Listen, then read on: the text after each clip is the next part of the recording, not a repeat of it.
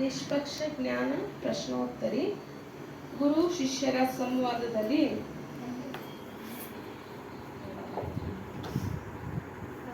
ಶಿಷ್ಯ ಕೇಳ್ತಾನೆ, ಸದ್ಗುರು, ನಿಮ್ಮಿಂದ ಶಾಸ್ತ್ರಗಳ ಯಥಾರ್ಥ ತಿಳಿಯಿತು, ಹಾಗೆಯೇ ಉಪನಿಷತ್ತುಗಳನ್ನು ತಿಳಿಸುವ ಕೃಪೆ ಮಾಡಬೇಕು. ಅಂದರೆ ನಾವು ಹಿಂದೆ ನೋಡಿದ ಹಾಗೆ ಶಾಸ್ತ್ರಗಳು 18 ಪುರಾಣಗಳು, ಅದರಲ್ಲಿ ವೇದಗಳು ನೋಡಿದ್ವಿ, ಶಾಸ್ತ್ರಗಳನ್ನು ನೋಡಿದ್ವಿ. ಇವಾಗ ಶಿಷ್ಯ ಪುರಾಣಗಳ ಅಂದರೆ ಉಪನಿಷತ್ತುಗಳನ್ನು ಕೇಳ್ತಾ ಇದ್ದಾರೆ. ಶಿಷ್ಯ ಉಪನಿಷತ್ತುಗಳಲ್ಲಿ 52 ಮುಖ್ಯವಾದವು ಎಂದು ಹೇಳ್ತಾರೆ.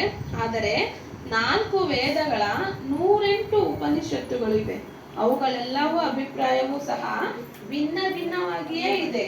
ಉಪನಿಷತ್ತುಗಳನ್ನು ವೇದಾಂಗ, ವೇದಗಳ ಭಾಗವೆಂದು ಕೂಡ ಕರೆಯುತ್ತಾರೆ, ವೇದಾಂತವೆಂದು ಹೇಳುತ್ತಾರೆ.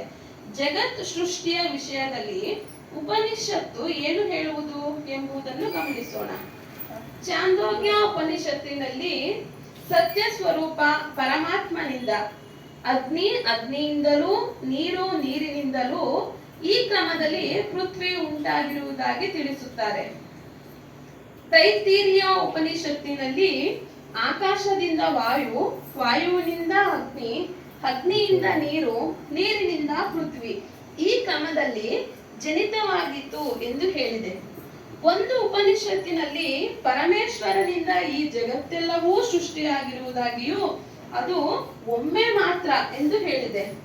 ತೈತ್ತೀರಿಯಾದಲ್ಲಿ ಸಾತ್ವಿಕ ಪ್ರಜೆಯು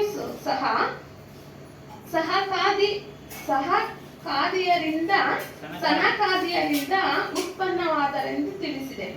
ಸಚ್ಚಿದಾನಂದ ಸ್ವರೂಪವಾದ ಆತ್ಮವು ಹೇಗಿದೆ ಎಂದು ಹೇಳಲು ಸಮರ್ಥರಾರೂ ಇಲ್ಲ. ಈ ಜಗತ್ತು ಸೃಷ್ಟಿಯಾಗುವ ಮುನ್ನವೇ ಪರಮಾತ್ಮ ಮಾತ್ರ ಇದ್ದನೆಂದು, ಉಳಿದೆಲ್ಲವೂ ಕತ್ತಲಮಯವಾಗಿತ್ತು, ಅದರಲ್ಲಿ ತಿರುಗುವ ನಿಶಾಚರ ಅಂದ್ರೆ ಪಿಶಾಚಿಗಳನ್ನು ನಾಶ ಮಾಡಿ ಪರಮಾತ್ಮನು ತನ್ನ ವಿರಾಟ್ ಸ್ವರೂಪದಿಂದ ಮೊದಲನೆಯದಾಗಿ ಸೂರ್ಯನನ್ನು ಸೃಷ್ಟಿಸಿದನು ಎಂದು ತಿಳಿಸಿದ್ದಾರೆ. ನಂತರ ಜಗತ್ತನ್ನು ಸೃಷ್ಟಿಸಿ 84 ಲಕ್ಷ ಜೀವಿಗಳ ನಂತರ ಮನುಷ್ಯರನ್ನು ಸೃಷ್ಟಿಸುವುದಾಗಿಯೂ ಮತ್ತೊಂದು ಉಪನಿಷತ್ತು ತಿಳಿಸುತ್ತದೆ. ತೈತ್ತೀರಿಯ ಉಪನಿಷತ್ತಿನಲ್ಲಿ 5 ಜ್ಞಾನೇಂದ್ರಿಯ, 5 ಕರ್ಮೇಂದ್ರಿಯ, 5 ಪ್ರಾಣೇಂದ್ರಿಯ ಹಾಗೂ ಮನಸ್ಸು, ಬುದ್ಧಿ ಈ 17 ತತ್ವಗಳನ್ನು ಪ್ರಧಾನವೆಂದು ಸಾರುತ್ತದೆ ಮತ್ತು ಇಂದ್ರಿಯದ ವ್ಯವಹಾರವನ್ನು ಖಂಡಿಸಿದೆ. ಉಪನಿಷತ್ತಿನಲ್ಲಿ ದೇವತೆಗಳು ಹುಟ್ಟುವ ಮುನ್ನವೇ ನಾರಾಯಣನೆಂಬ ಭಗವಂತ ಇದ್ದುದಾಗಿಯೂ ಆತ ನಿಷ್ಕ್ರಿಯ, ನಿಷ್ಕಾಮ ಪರಮಾತ್ಮನೆಂದು ಒಮ್ಮೆ ಆತನಿಗೆ ಕ್ರೀಡಿಸುವ ಇಚ್ಛೆಯುಂಟಾಯಿತು. ಮಾಯಾ ಸ್ವರೂಪ ಸ್ತ್ರೀಯೊಂದಿಗೆ ಕೂಡಿದಾಗ ಮಾಯೆ ಹಾಗೂ ಭಗವಂತನ ಸಂಪರ್ಕದಿಂದ 13 ಪುತ್ರರು, ಅತಿ ಕಾಮಿಯಾದ ಪುತ್ರಿಯೊಬ್ಬಳು ಜನಿಸಿದರು. 10 ಇಂದ್ರಿಯ, ಚಿತ್ತ, ಮನಸ್ಸು, ಅಹಂಕಾರ ಈ 13 ಪುತ್ರರು ಇವುಗಳು. ಬುದ್ಧಿಯೇ ಪುತ್ರಿ. ಪರಮಾತ್ಮನು ತಪಸ್ಸು ಮಾಡುತ್ತಿದ್ದಾಗ ಆತನ ಬೆವರ ಹನಿಯೊಂದು ಉರುಳಿ ಬ್ರಹ್ಮ ಹುಟ್ಟಿದ. ಬ್ರಹ್ಮನು ವೇದಗಳನ್ನು ರಚಿಸಿದ ಎಂಬುದಾಗಿಯೂ ತಿಳಿಸಿದೆ. ಚಾಂದೋಗ್ಯ ಉಪನಿಷತ್ತಿನಲ್ಲಿ ವೇದ ಮತ್ತು ಸಂಬಂಧರಹಿತ ಸತ್ಯರೂಪ ಬ್ರಹ್ಮನು ಮಾಯೆಯೊಂದಿಗೆ ಕೂಡಿ ಸೃಷ್ಟಿಗೆ ನಾನಿಲ್ಲದೆ ಬಹುರೂಪಿತವಾಗುವುದಿಲ್ಲವೆಂದು ವಿಚಾರಿಸಿ ಪಂಚಭೂತಗಳನ್ನು ರಚಿಸಿ ಅಗ್ನಿ, ನೀರು,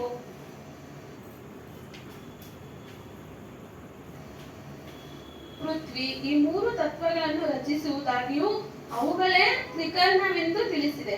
ಪರಮಾತ್ಮನು ತಾನೇ ಅನಂತ ಅಸಂಖ್ಯಾತ ರೂಪಗಳಾಗಿ ಜನಿಸಿದ್ದಾಗಿಯೂ ಅಗ್ನಿ, ನೀರು ಅವನ ಸಂಕಲ್ಪವೆಂದು ವೇದಗಳು ಬ್ರಹ್ಮನಿಂದಲ್ಲ ವಿದ್ವಾಂಸರಿಂದ ರಚಿತವಾಗುವುದಾಗಿದೆ ಮತ್ತೊಂದರಲ್ಲಿ ತಿಳಿಸಿದೆ.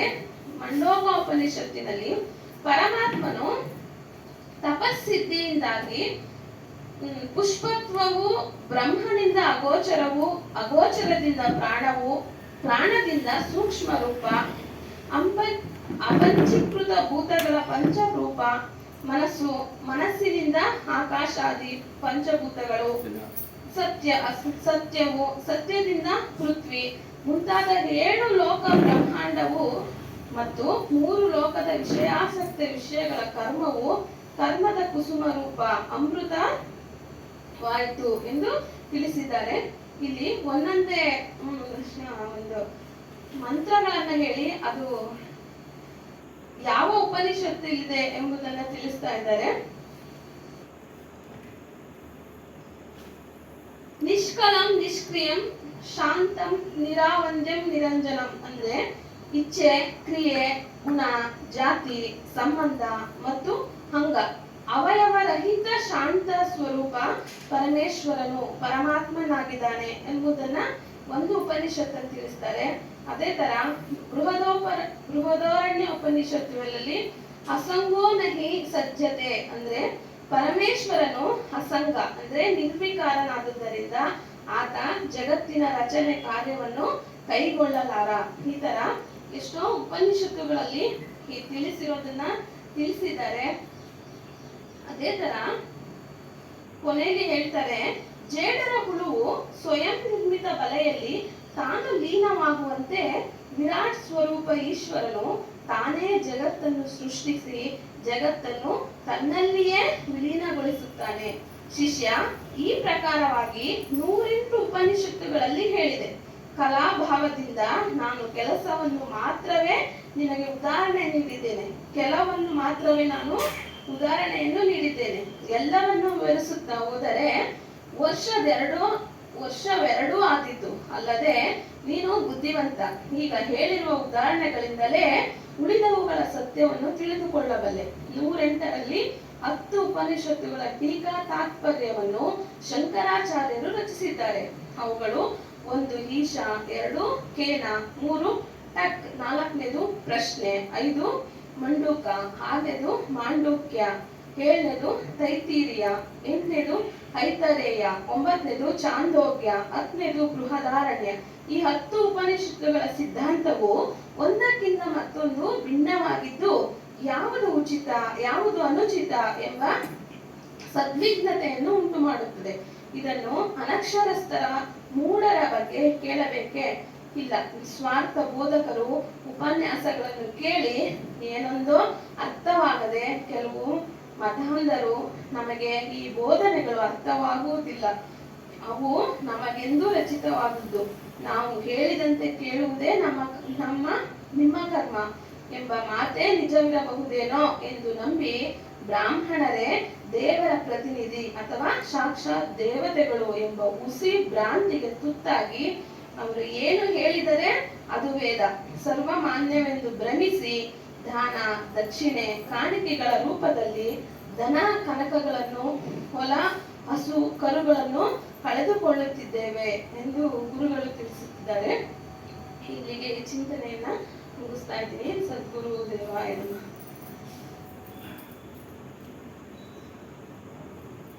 ಧನ್ಯವಾದಗಳು ಸುಮಾರು. ಉಪನಿಷತ್ತುಗಳ ಬಗ್ಗೆ ತಿಳಿಸಿದರು. ಉಪನಿಷತ್ತುಗಳನ್ನ ಓದಿರೋರಿಗೆ ಇದು ಅರ್ಥ ಆಗುತ್ತೆ. 108 ಉಪನಿಷತ್ತುಗಳನ್ನ ಅಂದ್ರೆ ವೇದಗಳಲ್ಲಿ ಇರ್ತಕ್ಕಂಥದ್ದನ್ನ ಆಯ್ತು ಬರೆದ್ರು. ಒಬ್ಬೊಬ್ರು ಒಂದೊಂದು ರೀತಿ ಬರೆದ್ರು. ಒಬ್ರು ಸೃಷ್ಟಿಕರ್ತ ಈಶ್ವರ ಅಂದ್ರು, ಇನ್ನೊಬ್ರು ಸೃಷ್ಟಿಕರ್ತ ವಿಷ್ಣು ಅಂದ್ರು. ಹೀಗಾಗಿ ಒಬ್ರು ದೇವಿ ಅಂತ ಅಂದ್ರು. ಅವರವ್ರ ಇಷ್ಟವಾದ ದೇವತೆಗಳನ್ನ ಸೃಷ್ಟಿಕರ್ತ ಅಂತೇಳಿ ಬರೆದು ಬಿಟ್ರು. ಒಬ್ಬ ಬ್ರಾಹ್ಮಣನಿಗೆ ದೇವಿ ಮೇಲೆ ಇಷ್ಟ, ಅವನು ದೇವಿ ಪೂಜೆ ಮಾಡ್ತಾ ಇರ್ತಾನೆ, ಅವನು ಬರ್ದ. ಒಬ್ಬ ಬ್ರಾಹ್ಮಣನಿಗೆ ಈ ಶೈವರೆಲ್ಲ ಶಿವನ ಆರಾಧಕರು, ಅವ್ರು ಬರೆದ್ರು ಶಿವನೇ ಸೃಷ್ಟಿಕರ್ತ ಅಂತ. ಇನ್ನು ವಿಷ್ಣು ಆರಾಧಕರು ವಿಷ್ಣು ಅಂತ ಬರೆದ್ರು. ಹೀಗೆ ಅಂದ್ರೆ ಅದರ ತಾತ್ಪರ್ಯ ಏನಂದ್ರೆ ಒಂದಕ್ಕೊಂದು ಹೋಲಿಕೆ ಇಲ್ಲ.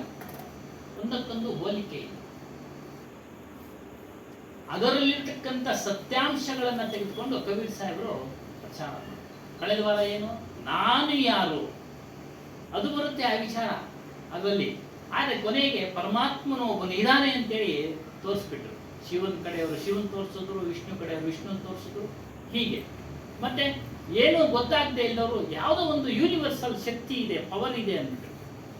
ಯೂನಿವರ್ಸಲ್ ಶಕ್ತಿ ಇದೆ, ಅದನ್ನು ಸರಿಯಾದ ರೀತಿಯಲ್ಲಿ ಬಿಡಿಸಿ ಹೇಳಿದವರು ಅಂದ್ರೆ ಕಬೀರ್ ಸಾಹೇಬ್.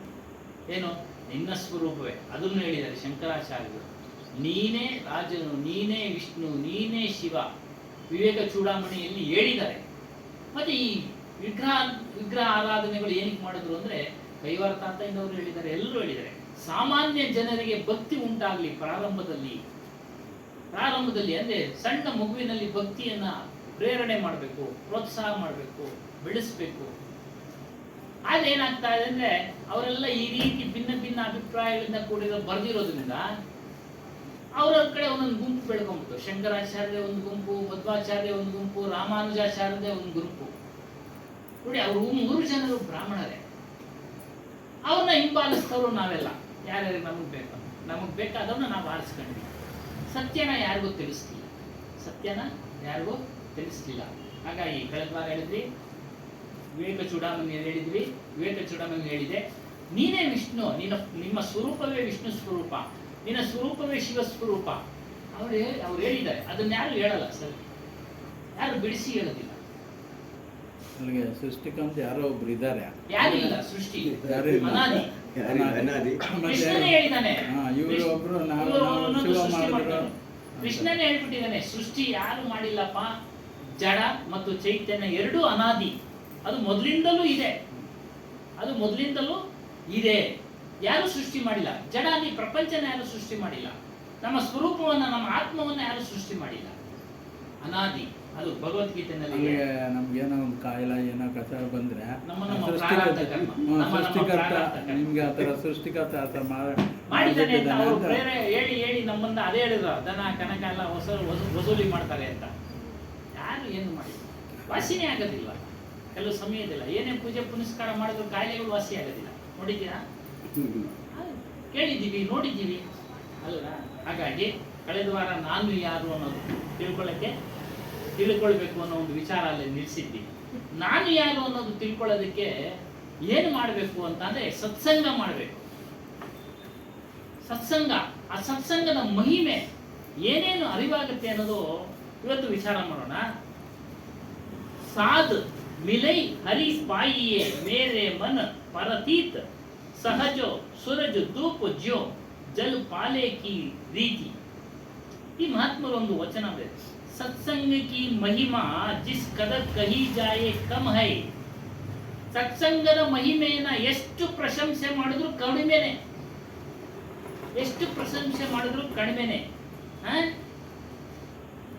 किसी समय भी संयोग से सत्संग प्राप्त हो जाए तो समझना चाहिए कि अब कल्याण और उद्धार का समय आ गया है. ನಿಮಗೆ ಯಾವುದೇ ಸಮಯ, ಬಾಲ್ಯದಲ್ಲೇ ಸಿಗ್ಬೇಕು ಅಂತೇನಿಲ್ಲ ಸತ್ಸಂಗ, ಯೌವನದಲ್ಲೇ ಸಿಗ್ಬೇಕು ಅಂತೇನಿಲ್ಲ ಸತ್ಸಂಗ, ವೃದ್ಧಾಪ್ಯದಲ್ಲಿ ಸಿಗ್ಬೇಕು ಅಂತೇನಿಲ್ಲ. ಯಾವ ಸಮಯದಲ್ಲಿ ಸಿಕ್ಕಿದ್ರು ಸತ್ಸಂಗ ಮಾಡೋದಕ್ಕೆ ಮಾಡಿ, ಸತ್ಸಂಗದಲ್ಲಿ ಭಾಗವಹಿಸಿ. ಈ ರೀತಿ ತಿಳ್ಕೊಳ್ಳಿ, ನಿಮ್ಗೆ ಯಾವಾಗ ಸತ್ಸಂಗ ಮಾಡೋದು, ಸತ್ಸಂಗದಲ್ಲಿ ಭಾಗವಹಿಸೋ ಭಾಗ್ಯ ಸಿಕ್ಬಿಡುತ್ತೋ ತಿಳ್ಕೊಳ್ಳಿ, ನಿಮ್ಮ ಕಲ್ಯಾಣ, ನಿಮ್ಮ ಉದ್ಧಾರ ಆಯ್ತು ಅಂತ ತಿಳ್ಕೊಳ್ಳಿ. ಅದೇ ನಮ್ಮೆಲ್ಲರ ಉದ್ಧಾರ ಆಯ್ತು. ಇದೇ ಸಮಯದಲ್ಲಿ ಮಾಡಬೇಕು, ಬಾಲ್ಯದಲ್ಲೇ ಮಾಡಬೇಕು ಅನ್ನೋದಿಲ್ಲ. ಸಮಯ ಸಿಕ್ಕಿದ್ರೆ ಮಾಡಿ, ಕೇಳಿ, ಸತ್ಸಂಗದಲ್ಲಿ ಭಾಗವಹಿಸಿ. ಕೆಲವರು ಹೇಳ್ತಾರೆ, ಈಗ ನೀನು ಮಾಡ್ಬೇಕಾ ಸತ್ಸಂಗ, ಇನ್ನ ಮದುವೆ ಇಲ್ಲ, ಮುಂಜಿ ಇಲ್ಲ, ಮಕ್ಕಳಾಗಿಲ್ಲ, ವಯಸ್ಸಾದ್ಮೇಲೆ ಕಣಯ್ಯ ಅಂತ ಹೇಳ್ತಾರೆ. ವಯಸ್ಸಾಗೋರ್ಗೆ ಇರುತ್ತೋ ಇಲ್ಲ ಈ ಶರೀರ ಹೇಳಕ್ಕಾಗೋದಿಲ್ಲ. ನೋಡ್ತಾ ಇದ್ದೀವಿ, ಮದುವೆ ಆದ ದಿನವೇ, ಮದುವೆ ಆದ 1-2-3 ದಿನ, ಹೀಗೆ ಮದುವೆ ಆದ ಮೊದಲೇನೆ ಒಟ್ಟಾರೆ ಈ ಶರೀರ ಯಾವತ್ತೋ ಏನು ಹೇಳಕ್ಕಾಗೋದಿಲ್ಲ. ಹಾಗಾಗಿ ಹೇಳ್ತಾರೆ, ಸತ್ಸಂಗ ನಿನಗೆ ಯಾವಾಗ ಸಮಯ, ಭಾಗವಹಿಸಕ್ಕೆ ಸಮಯ ಅನ್ನೋದಿಲ್ಲ, ಸಿಕ್ತಾ ತಿಳ್ಕೊಂಡು ನೀನು ಉದ್ಧಾರ ಆದೆ, ನೀನು ಅಂತ ಈ ಜನ್ಮದಲ್ಲಿ ಉದ್ಧಾರ ಆದೆ ಅಂತ ಒಂದು ದಿನ ಅಲ್ಲ ಮಾಡೋದು. ಸಿಕ್ಕಿದ್ರೆ ಪ್ರತಿದಿನ ಅದನ್ನ ಮಾಡ್ತಾ ಇರು. ಆಗ್ಲಿಲ್ವಾ ಆಗಾಗ್ಗೆ ಮಾಡ್ತಾ ಇರು. ಪ್ರತಿದಿನ ಮಾಡಕ್ ಸಾಧ್ಯ ಇಲ್ಲ, ಆದ್ರೆ ಕೇಳಿದ್ದನ್ನ ಮನನ ಮಾಡ್ತಾ ಇರು. ಸಹಜ ಸ್ವಭಾವ ಸತ್ಸಂಗ ಕ ಪ್ರಭಾವ ಕಲ್ಯಾಣಕ್ಕಾಗಿ, ಅಷ್ಟು ಕಲ್ಯಾಣಕಾರಿ. ಆ ಸತ್ಸಂಗದಿಂದ ನಮ್ಮ ಮನಸ್ಸೆಲ್ಲ ಬದಲಾವಣೆ ಆಗುತ್ತೆ, ನಮ್ಮ ಪ್ರವೃತ್ತಿಗಳೆಲ್ಲ ಬದಲಾವಣೆ ಆಗ್ತವೆ. ವೃತ್ತಿ ಬದಲಾವಣೆ ಆಗುತ್ತೆ. ವೃತ್ತಿ ಏನೋ ನಾವು ಹೊಟ್ಟೆಪಾಡಿಗೆ ಮಾಡ್ಕೊಂಡಿರೋದು, ಏನ್ ಸ್ವಾಮಿ, ಹೊಟ್ಟೆಪಾಡಿಗೆ ಮಾಡ್ಕೊಂಡಿರೋದು, ಅದನ್ನ ಬದಲಾವಣೆ ಮಾಡ್ಕೊಳ್ಳೋದು. ಪ್ರವೃತ್ತಿಗಳು, ಬೇರೆ ಬೇರೆ ಅಭ್ಯಾಸಗಳು ಇರ್ತಾವಲ್ಲ, ಅವೆಲ್ಲ ನಿವಾರಣೆ ಆಗ್ತಾ ಇದೆ ಸತ್ಸಂಗದಿಂದ. ತಾತ್ಪರ್ಯ ಹೇಳ್ತಾರೆ, ಏನೋ ಆತ್ಮದ ಭಕ್ತಿ ಪರಿಚಯ ಆಗತ್ತೆ, ಆತ್ಮದ ಭಕ್ತಿ ಮಾಡಬೇಕು ಅಂತ. ಪರಮಾರ್ಥಕ್ಕೆ ರಹಸ್ಯವಾದ ವಿಷಯಗಳು ನಿಮಗೆ ಅರ್ಥ ಆಗ್ತವೆ. ಪರಮಾತ್ಮ ಅಂದ್ರೇನು, ಪರಮಾರ್ಥ ಅಂದ್ರೇನು, ಎಲ್ಲ ವಿಚಾರಗಳು ಸತ್ಸಂಗ. ಪರ ಆತ್ಮ, ಪವಿತ್ರವಾದ ಆತ್ಮ. ನೀವೆಲ್ಲ ಪವಿತ್ರ ಆತ್ಮಸ್ವರೂಪಿಗಳು, ನಾವೆಲ್ಲ ಪವಿತ್ರ ಆತ್ಮಸ್ವರೂಪಿಗಳು. ಈ ರಹಸ್ಯಗಳೆಲ್ಲ ಒಂದೊಂದೇ ಗೊತ್ತಾಗ್ತವೆ. ಹಾಗಾಗಿ ಸತ್ಸಂಗಕ್ಕೆ ಸತ್ಪುರುಷೋಂಕೆ ಸಂಘಕ್ಕೆ ಬಿನ ಸಫಲತಾ ಪ್ರಾಪ್ತಿ ಅಸಂಭವ. ನೋಡಿ, ಸತ್ಪುರುಷರ ಸಂಘ ಮಾಡಿ ನೀವು ನಿಮ್ಮ ಜೀವನದ ಗುರಿ ಮುಟ್ತೀರಾ. ಗುರಿ ಇದು ಪ್ರಾಪಂಚಿಕ ಗುರಿ. ಒಂದು IAS IPS ಶ್ರೀಮಂತನಾಗಬೇಕು, ಮನೆಗಳು ಸಂಪಾದನೆ ಮಾಡೋದು ಪ್ರಾಪಂಚಿಕ ಗುರಿ. ಅದು ನಿಜವಾದ ಗುರಿ ಏನು ಅಂದ್ರೆ ನಾವು ಈ ಹುಟ್ಟು ಸಾವು ಬಂಧನದ ಬಿಡುಗಡೆ ಆಗಬೇಕು ಅನ್ನೋದೇ ನಮ್ಮ ಗುರಿ. ಅದಕ್ಕೆ ತಿಳಿದಂತ ಮಹಾತ್ಮರು ಹೇಳ್ತಾರೆ, ನಾವು ಗರ್ಭಾಶಯದಿಂದ ಹೊರಗಡೆ ಬರಬೇಕಾದ್ರೆ ಆ ಒಂದು ದುಃಖವನ್ನು ತಾಳಲಾರದೆ ನಮ್ಮ ಇಂದಿನ ಜನ್ಮದ ದೇವರುಗಳನ್ನ, ಯಾವುದು ರಾಮನ ಕೃಷ್ಣನ ಕುರಿತು ಹೇಳ್ತೀವಿ, ಹೇ ರಾಮ ಹೇ ಕೃಷ್ಣ, ಈ ಒಂದು ತಾಪತ್ರಯದಿಂದ ಬಿಡುಗಡೆ ಮಾಡಿಸಪ್ಪ, ಮತ್ತೆ ನಾನು ಈ ತಾಪತ್ರಯಕ್ಕೆ ಬಾರದ ಹಾಗೆ ಮಾಡಿಕೊಳ್ತೀನಿ ಅಂತ, ಅದಕ್ಕೆ ಹೇಳ್ತೇವೆ ಸತ್ಸಂಗದ ಅಂಬ. ಮತ್ತು ಇನ್ನೊಂದು ಪಲ್ಟು ದಾಸ್, ಇವರೆಲ್ಲ ಕಬೀರರ ನಂತರ ಇವರಿಗೆಲ್ಲ ಜ್ಞಾನ ಉಂಟಾಗಿದೆ, ಕಬೀರ್ ಜ್ಞಾನ. ಅವರೆಲ್ಲ ಹೇಳ್ತಾರೆ, ವಿಚಾರ್ಯೋ ಪ್ರಕಟ करते हैं, सत्पुरुष के सत्संग के बिना मालिक के नाम की सुमिरन नहीं होता. ಸತ್ಪುರುಷರ ಸತ್ಸಂಗ ಹೊರತುಪಡಿಸಿ ನೀವು ಮಾಡಿದ್ರೆ ನೀವು ನಿಮ್ಮ ಸ್ವರೂಪದ ಸ್ಮರಣೆ ಮಾಡೋದಕ್ಕೆ ಸಾಧ್ಯ. ಸತ್ಸಂಗದಲ್ಲಿ ಭಾಗವಹಿಸ್ತಾರೆ, ಇಲ್ಲ ಅಂದ್ರೆ ಸಾಧ್ಯ ಇಲ್ಲ. ಮತ್ತು ಸ್ಮರಣೆ ಮಾಡ್ತಾ ಯಾವುದು ಗುರು ಸ್ಮರಣೆ, ಗುರು ತಿಳಿಸತಕ್ಕಂಥ ಒಂದು ಆತ್ಮಸ್ಮರಣೆ. ನಾಮಕ್ಕೆ ಸುಮರಣಕ್ಕೆ ಬಿನ जीव का मिथ्या मोह अर्थात भ्रम या अज्ञान दूर नहीं हो सकता. ಸತ್ಸಂಗವನ್ನ ಕೇಳ್ತಾ ಇರಬೇಕು ಮತ್ತು ಗುರು ಸ್ಮರಣೆ ಮಾಡ್ತಾ ಇರಬೇಕು. ಗುರು ಹೇಳತಕ್ಕಂಥ ವಿಚಾರಗಳನ್ನ ಮನಸ್ಸಿನಲ್ಲಿ ಧಾರಣೆ ಮಾಡಿಕೊಂಡು ಸ್ಮರಣೆ ಮಾಡ್ತಾ ಇರಬೇಕು. ಆಗ ನಮ್ಗೇನಾಗುತ್ತೆ, ನಮ್ಮಲ್ಲಿರ್ತಕ್ಕಂಥ ಭ್ರಮೆಗಳೆಲ್ಲ ಹೋಗ್ತವೆ. ಈಗ ಹೇಳಿದ್ರು ಒಬ್ಬೊಬ್ಬರು ಒಂದೊಂದು ಅಭಿಪ್ರಾಯ, ನಮಗೆ ದ್ವಂದ್ವ ಬಂದ್ಬಿಡುತ್ತೆ. ಶಿವನ್ ಪೂಜೆ ಮಾಡೋನು, ಏನ್ ಸೃಷ್ಟಿಕರ್ತ ಅವನು ಅಂತಾರೆ, ವಿಷ್ಣು ಅಂತಾರೆ. ಈ ರೀತಿ ದ್ವಂದ್ವಗಳು ದೂರ ಆಗ್ತವೆ, ಭ್ರಮೆಗಳು ದೂರ ಆಗ್ತವೆ, ಅಜ್ಞಾನಗಳು ದೂರ ಆಗ್ತವೆ. ಅಜ್ಞಾನ ಅಂದ್ರೆ ನಮ್ಮನ್ನು ನಾವು ತಿಳಿಯದೇ ಇರುವುದೇ ದೊಡ್ಡ ಅಜ್ಞಾನ. ಪ್ರಾಪಂಚಿಕವಾಗಿ ಎಲ್ಲಾ ಜ್ಞಾನಗಳು ಗೊತ್ತು, ನಮ್ಗೆ ಎಲ್ಲಾ ವಿಚಾರಗಳು ಗೊತ್ತು. ಆದರೆ ನನ್ನನ್ನು ನಾನು ತಿಳಿಯದೆ ಅದಕ್ಕಿಂತ ಮೇಲ್ಪಟ್ಟಿನ ಜ್ಞಾನ, ಇದರಿಂದ ಬಿಡುಗಡೆ ಇನ್ಯಾವುದರಿಂದಲೂ ಬಿಡುಗಡೆ ಸಾಧ್ಯ ಇಲ್ಲ. ಅವೆಲ್ಲ ಹೊಟ್ಟೆಪಾಡಿನ ಜ್ಞಾನ. ಎಷ್ಟೇ ಅವನು ವಿದ್ಯಾವಂತನಾಗಿದ್ರು, ವಿಜ್ಞಾನಿ ಆಗಿದ್ರು, ಏನೇ ಆಗಿದ್ರು ಸಹ ತನ್ನನ್ನ ತಾನು ತಿಳಿಬೇಕು. ಅದೇ ಹೇಳ್ತಾರೆ, ಅಜ್ಞಾನ ದೂರ ಆಗೋದಿಲ್ಲ. ಮತ್ತು ಮೋಹ ಇಸಿ ಪ್ರಕಾರ से मोह का नाश हुए बिना माया के बंधन से मुक्ति नहीं मिल सकती. ಮತ್ತು ಸತ್ಸಂಗ ಮಾಡ್ತಾ ನಮ್ಮಲ್ಲಿರ್ತಕ್ಕಂಥ ಮೋಹ ನಾಶವಾಗತ್ತೆ. ಕಾಮ ಕ್ರೋಧ ಲೋಭ ಮೋಹ ಇವೆಲ್ಲವೂ ಸಹ ನಾಶ ಆಗ್ತವೆ, ಕ್ರಮೇಣ ನಾಶ ಆಗ್ತವೆ. ಇದನ್ನ ಹೊರತುಪಡಿಸಿ ನೀನು ಬಂಧನದಿಂದ ಬಿಡುಗಡೆ ಆಗಕ್ಕೆ ಸಾಧ್ಯ ಇಲ್ಲಪ್ಪ. ಸತ್ಸಂಗದಿಂದನೇ ನೀನು ಬಿಡುಗಡೆ ಆಗೋ ಮಾರ್ಗವನ್ನ ನೀನು ತಿಳ್ಕೊಳ್ತೀಯ. ಅದಕ್ಕೆ ಸತ್ಸಂಗವನ್ನ ಮಾಡಿ. और माया के बंधनों से मुक्त हुए बिना चित्त में मालिक का अनुराग नहीं उत्पन्न होता. ಮಾಯೆಯಿಂದ ಬಿಡುಗಡೆಯಾದ್ರೆ ಮಾತ್ರ ಆತ್ಮಸ್ವರೂಪದ ಚಿಂತನೆ ನಮ್ಮ ಮನಸ್ಸಿನಲ್ಲಿ ನಿಲ್ಲುತ್ತೆ. ನಾವು ಇದನ್ನು ಧ್ಯಾನ ಮಾಡಬೇಕು. ಅದ್ರ ಮೇಲೆ ಪ್ರೇಮ ಉಂಟಾಗುತ್ತೆ, ಅನುರಾಗ ಉಂಟಾಗುತ್ತೆ, ಅನುರಾಗ ಉಂಟಾಗುತ್ತೆ. ಇಲ್ಲ ಅಂದ್ರೆ ಸತ್ಸಂಗ ಮಾಡದೇ ಇಲ್ಲ, ಅವೆಲ್ಲ ಆಗೋದಿಲ್ಲ. ಮಾಲಿಕ್ ಅನುರಾಗಿ ಬಿನ ಭಕ್ತಿ ನಹಿ ಹೋತಿ. ಭಕ್ತಿ ನೋಡಿ, ಭಕ್ತಿ ನಾವು ಒಂದು ವಸ್ತುವಿನ ಮೇಲೆ ಪ್ರೇಮ ಇಟ್ಟರೆ ಅದನ್ನ ಮತ್ತೆ ನೋಡ್ಬೇಕು ಅನ್ಸುತ್ತೆ. ಅದೇ ರೀತಿಯಾಗಿ ಯಾವುದೇ ಒಂದು ವಸ್ತುವಿನ ಮೇಲೆ ನಾವು ಪ್ರೇಮವನ್ನ ಇಟ್ಟಾಗ ಭಕ್ತಿ ಉತ್ಪನ್ನ ಆಗುತ್ತೆ. ಮತ್ತೆ ನೋಡ್ಬೇಕು, ಮತ್ತೆ ಸ್ಮರಣೆ ಮಾಡಬೇಕು. ಇದೇ ಭಕ್ತಿ. ನಮ್ಮ ಮನಸ್ಸು ಹೋಗಿ ಅಲ್ಲಿ ಸೇರುತ್ತೆ. ಅದಕ್ಕೆ ಭಕ್ತಿ ನಹಿ ಹೋತಿ ಅರ್ಥಾತ್ ಜೋ ಅನುರಾಗಹೀನ್ ಭಕ್ತಿ ಹೋಗಿ वो सच्ची नहीं होती. ಪ್ರೇಮ ಇಲ್ಲದೆ ಇರುವ ಭಕ್ತಿ ಅದು ಭಕ್ತಿಯಲ್ಲ. ಅದೇನು? ಗುರುವಿನಲ್ಲಿ ಶ್ರದ್ಧೆ, ಪ್ರೇಮ ಮತ್ತು ಸ್ವರೂಪ ವಿಚಾರದಲ್ಲಿ ಶ್ರದ್ಧೆ, ಪ್ರೇಮ ಇವೆಲ್ಲ ಇದ್ದಾಗ ಅವುಗಳ ದರ್ಶನ, ಅವುಗಳ ಒಂದು ವಿಚಾರ ನಮಗೆ ಗೊತ್ತಾಗ್ತಾ ಇರುತ್ತೆ, ಅದರ ಅರಿವು ಗೊತ್ತಾಗ್ತಾ ಇರುತ್ತೆ, ಮತ್ತು ಅದರಲ್ಲಿ ನಾವು ಅದರ ಸಮೀಪಕ್ಕೆ ಹೋಗ್ತಾ ಇರ್ತೀವಿ, ಅದನ್ನು ಪಡೆಯೋ ಮಾರ್ಗದಲ್ಲಿ ಸಮೀಪಕ್ಕೆ ಹೋಗ್ತಾ ಇರ್ತೀವಿ. ಸಚ್ಚಿ ಭಕ್ತಿ के ಸಂಸ್ಕಾರೋं के बिना हृदय में मालिक का प्रेम नहीं जगता. ನಿಜವಾದ ಭಕ್ತಿ ಸಂಸ್ಕಾರಗಳಿಂದ, ಕಾರ್ಯಗಳಿಂದ. ಪ್ರೇಮ ಬಂದ್ಮೇಲೆ ನಾವು ಏನೋ ಕಾರ್ಯ ಮಾಡದೇ ಇರ್ತೀವ, ಸೇವೆ ಮಾಡದೇ ಇರ್ತೀವ. ನಮ್ಮ ತಂದೆ ತಾಯಿಗಳ ಮೇಲೆ ಪ್ರೇಮ ಇದ್ರೆ ನಾವು ಅವ್ರು ಹೇಳಿದ ಕೆಲಸಗಳನ್ನೆಲ್ಲ ಮಾಡ್ತೀವಿ, ಅವಾಗ ಭಕ್ತಿ ಬಂತು.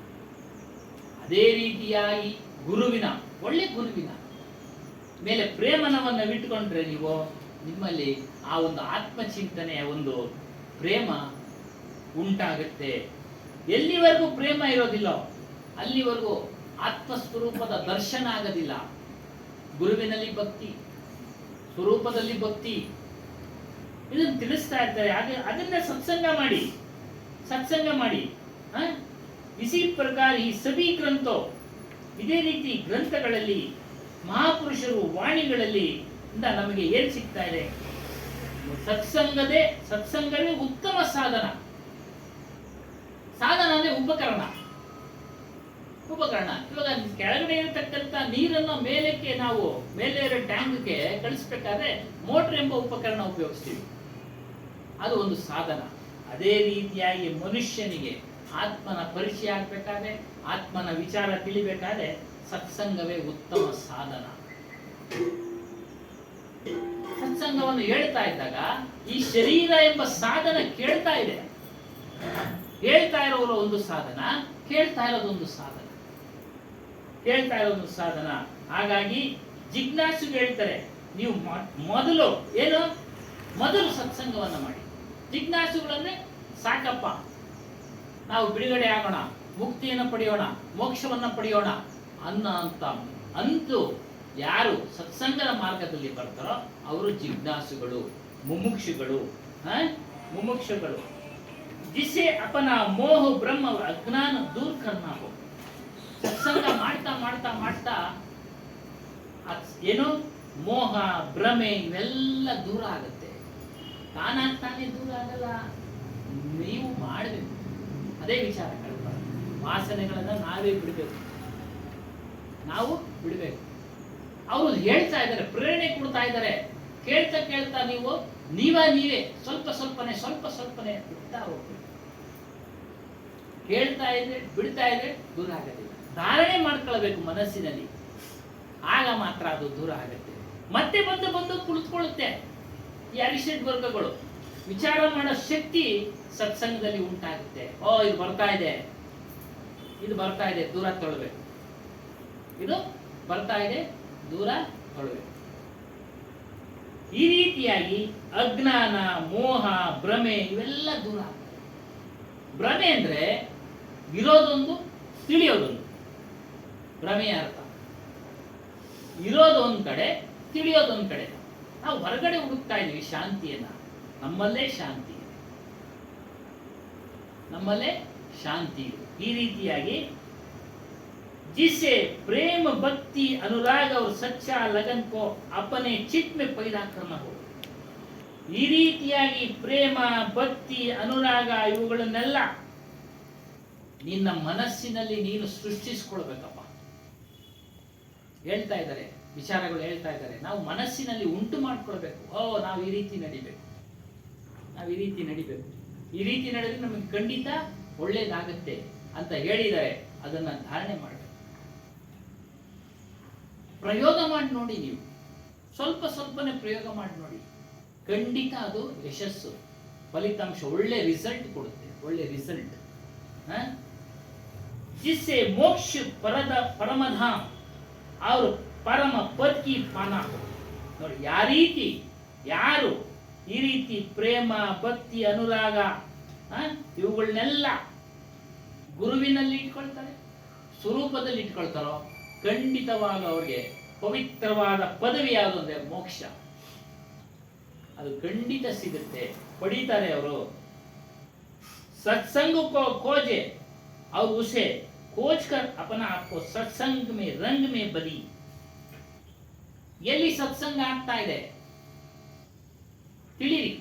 ನಿಜವಾದ ಸತ್ಸಂಗ ನಡೀತಾ ಇದೆಯಾ? ಸತ್ಸಂಗ ಹೇಳ್ತಾ ಇದ್ದಾರ ಅವರು? ಹೋಗಿ ಕೇಳಿ. ಎಲ್ಲ ಕಡೆ ಸತ್ಸಂಗ ಆಗುತ್ತೆ. ರಾಮಕೃಷ್ಣ ಆಶ್ರಮದಲ್ಲಿ ಆಗುತ್ತೆ, ಮತ್ತೊಂದ್ ಕಡೆ ಅಲ್ಲಿ ಹೋಗಿರ್ತೀಯ ಎಲ್ಲೋ ಸಮೀಪದಲ್ಲಿ, ಇವತ್ತಿಲ್ಲಿ ಬರಕ್ಕಾಗಿಲ್ಲ, ಅಲ್ಲೇ ಹೋಗಿ ಕೇಳಿ. ಎಲ್ಲ ಏನು ಸತ್ಯ ಇದೆ ಅದನ್ನು ತೆಗೆದುಕೊಳ್ಳಿ. ಏನು ಸತ್ಯ, ಈ ರೀತಿ ದ್ವಂದ್ವಗಳೆಲ್ಲ ಬಂದಾಗ ಅದನ್ನ ಪಕ್ಕಕ್ಕೆ ತಳ್ಳಿ. ಯಾರೋ ಈಶ್ವರ ಇದ್ದಾನೆ ಶಾಂತಿ ಕೊಡ್ತಾನೆ, ಯಾರೋ ವಿಷ್ಣು ಇದ್ದಾನೆ ಶಾಂತಿ ಕೊಡ್ತಾನೆ, ಅವೆಲ್ಲ ಸುಳ್ಳು.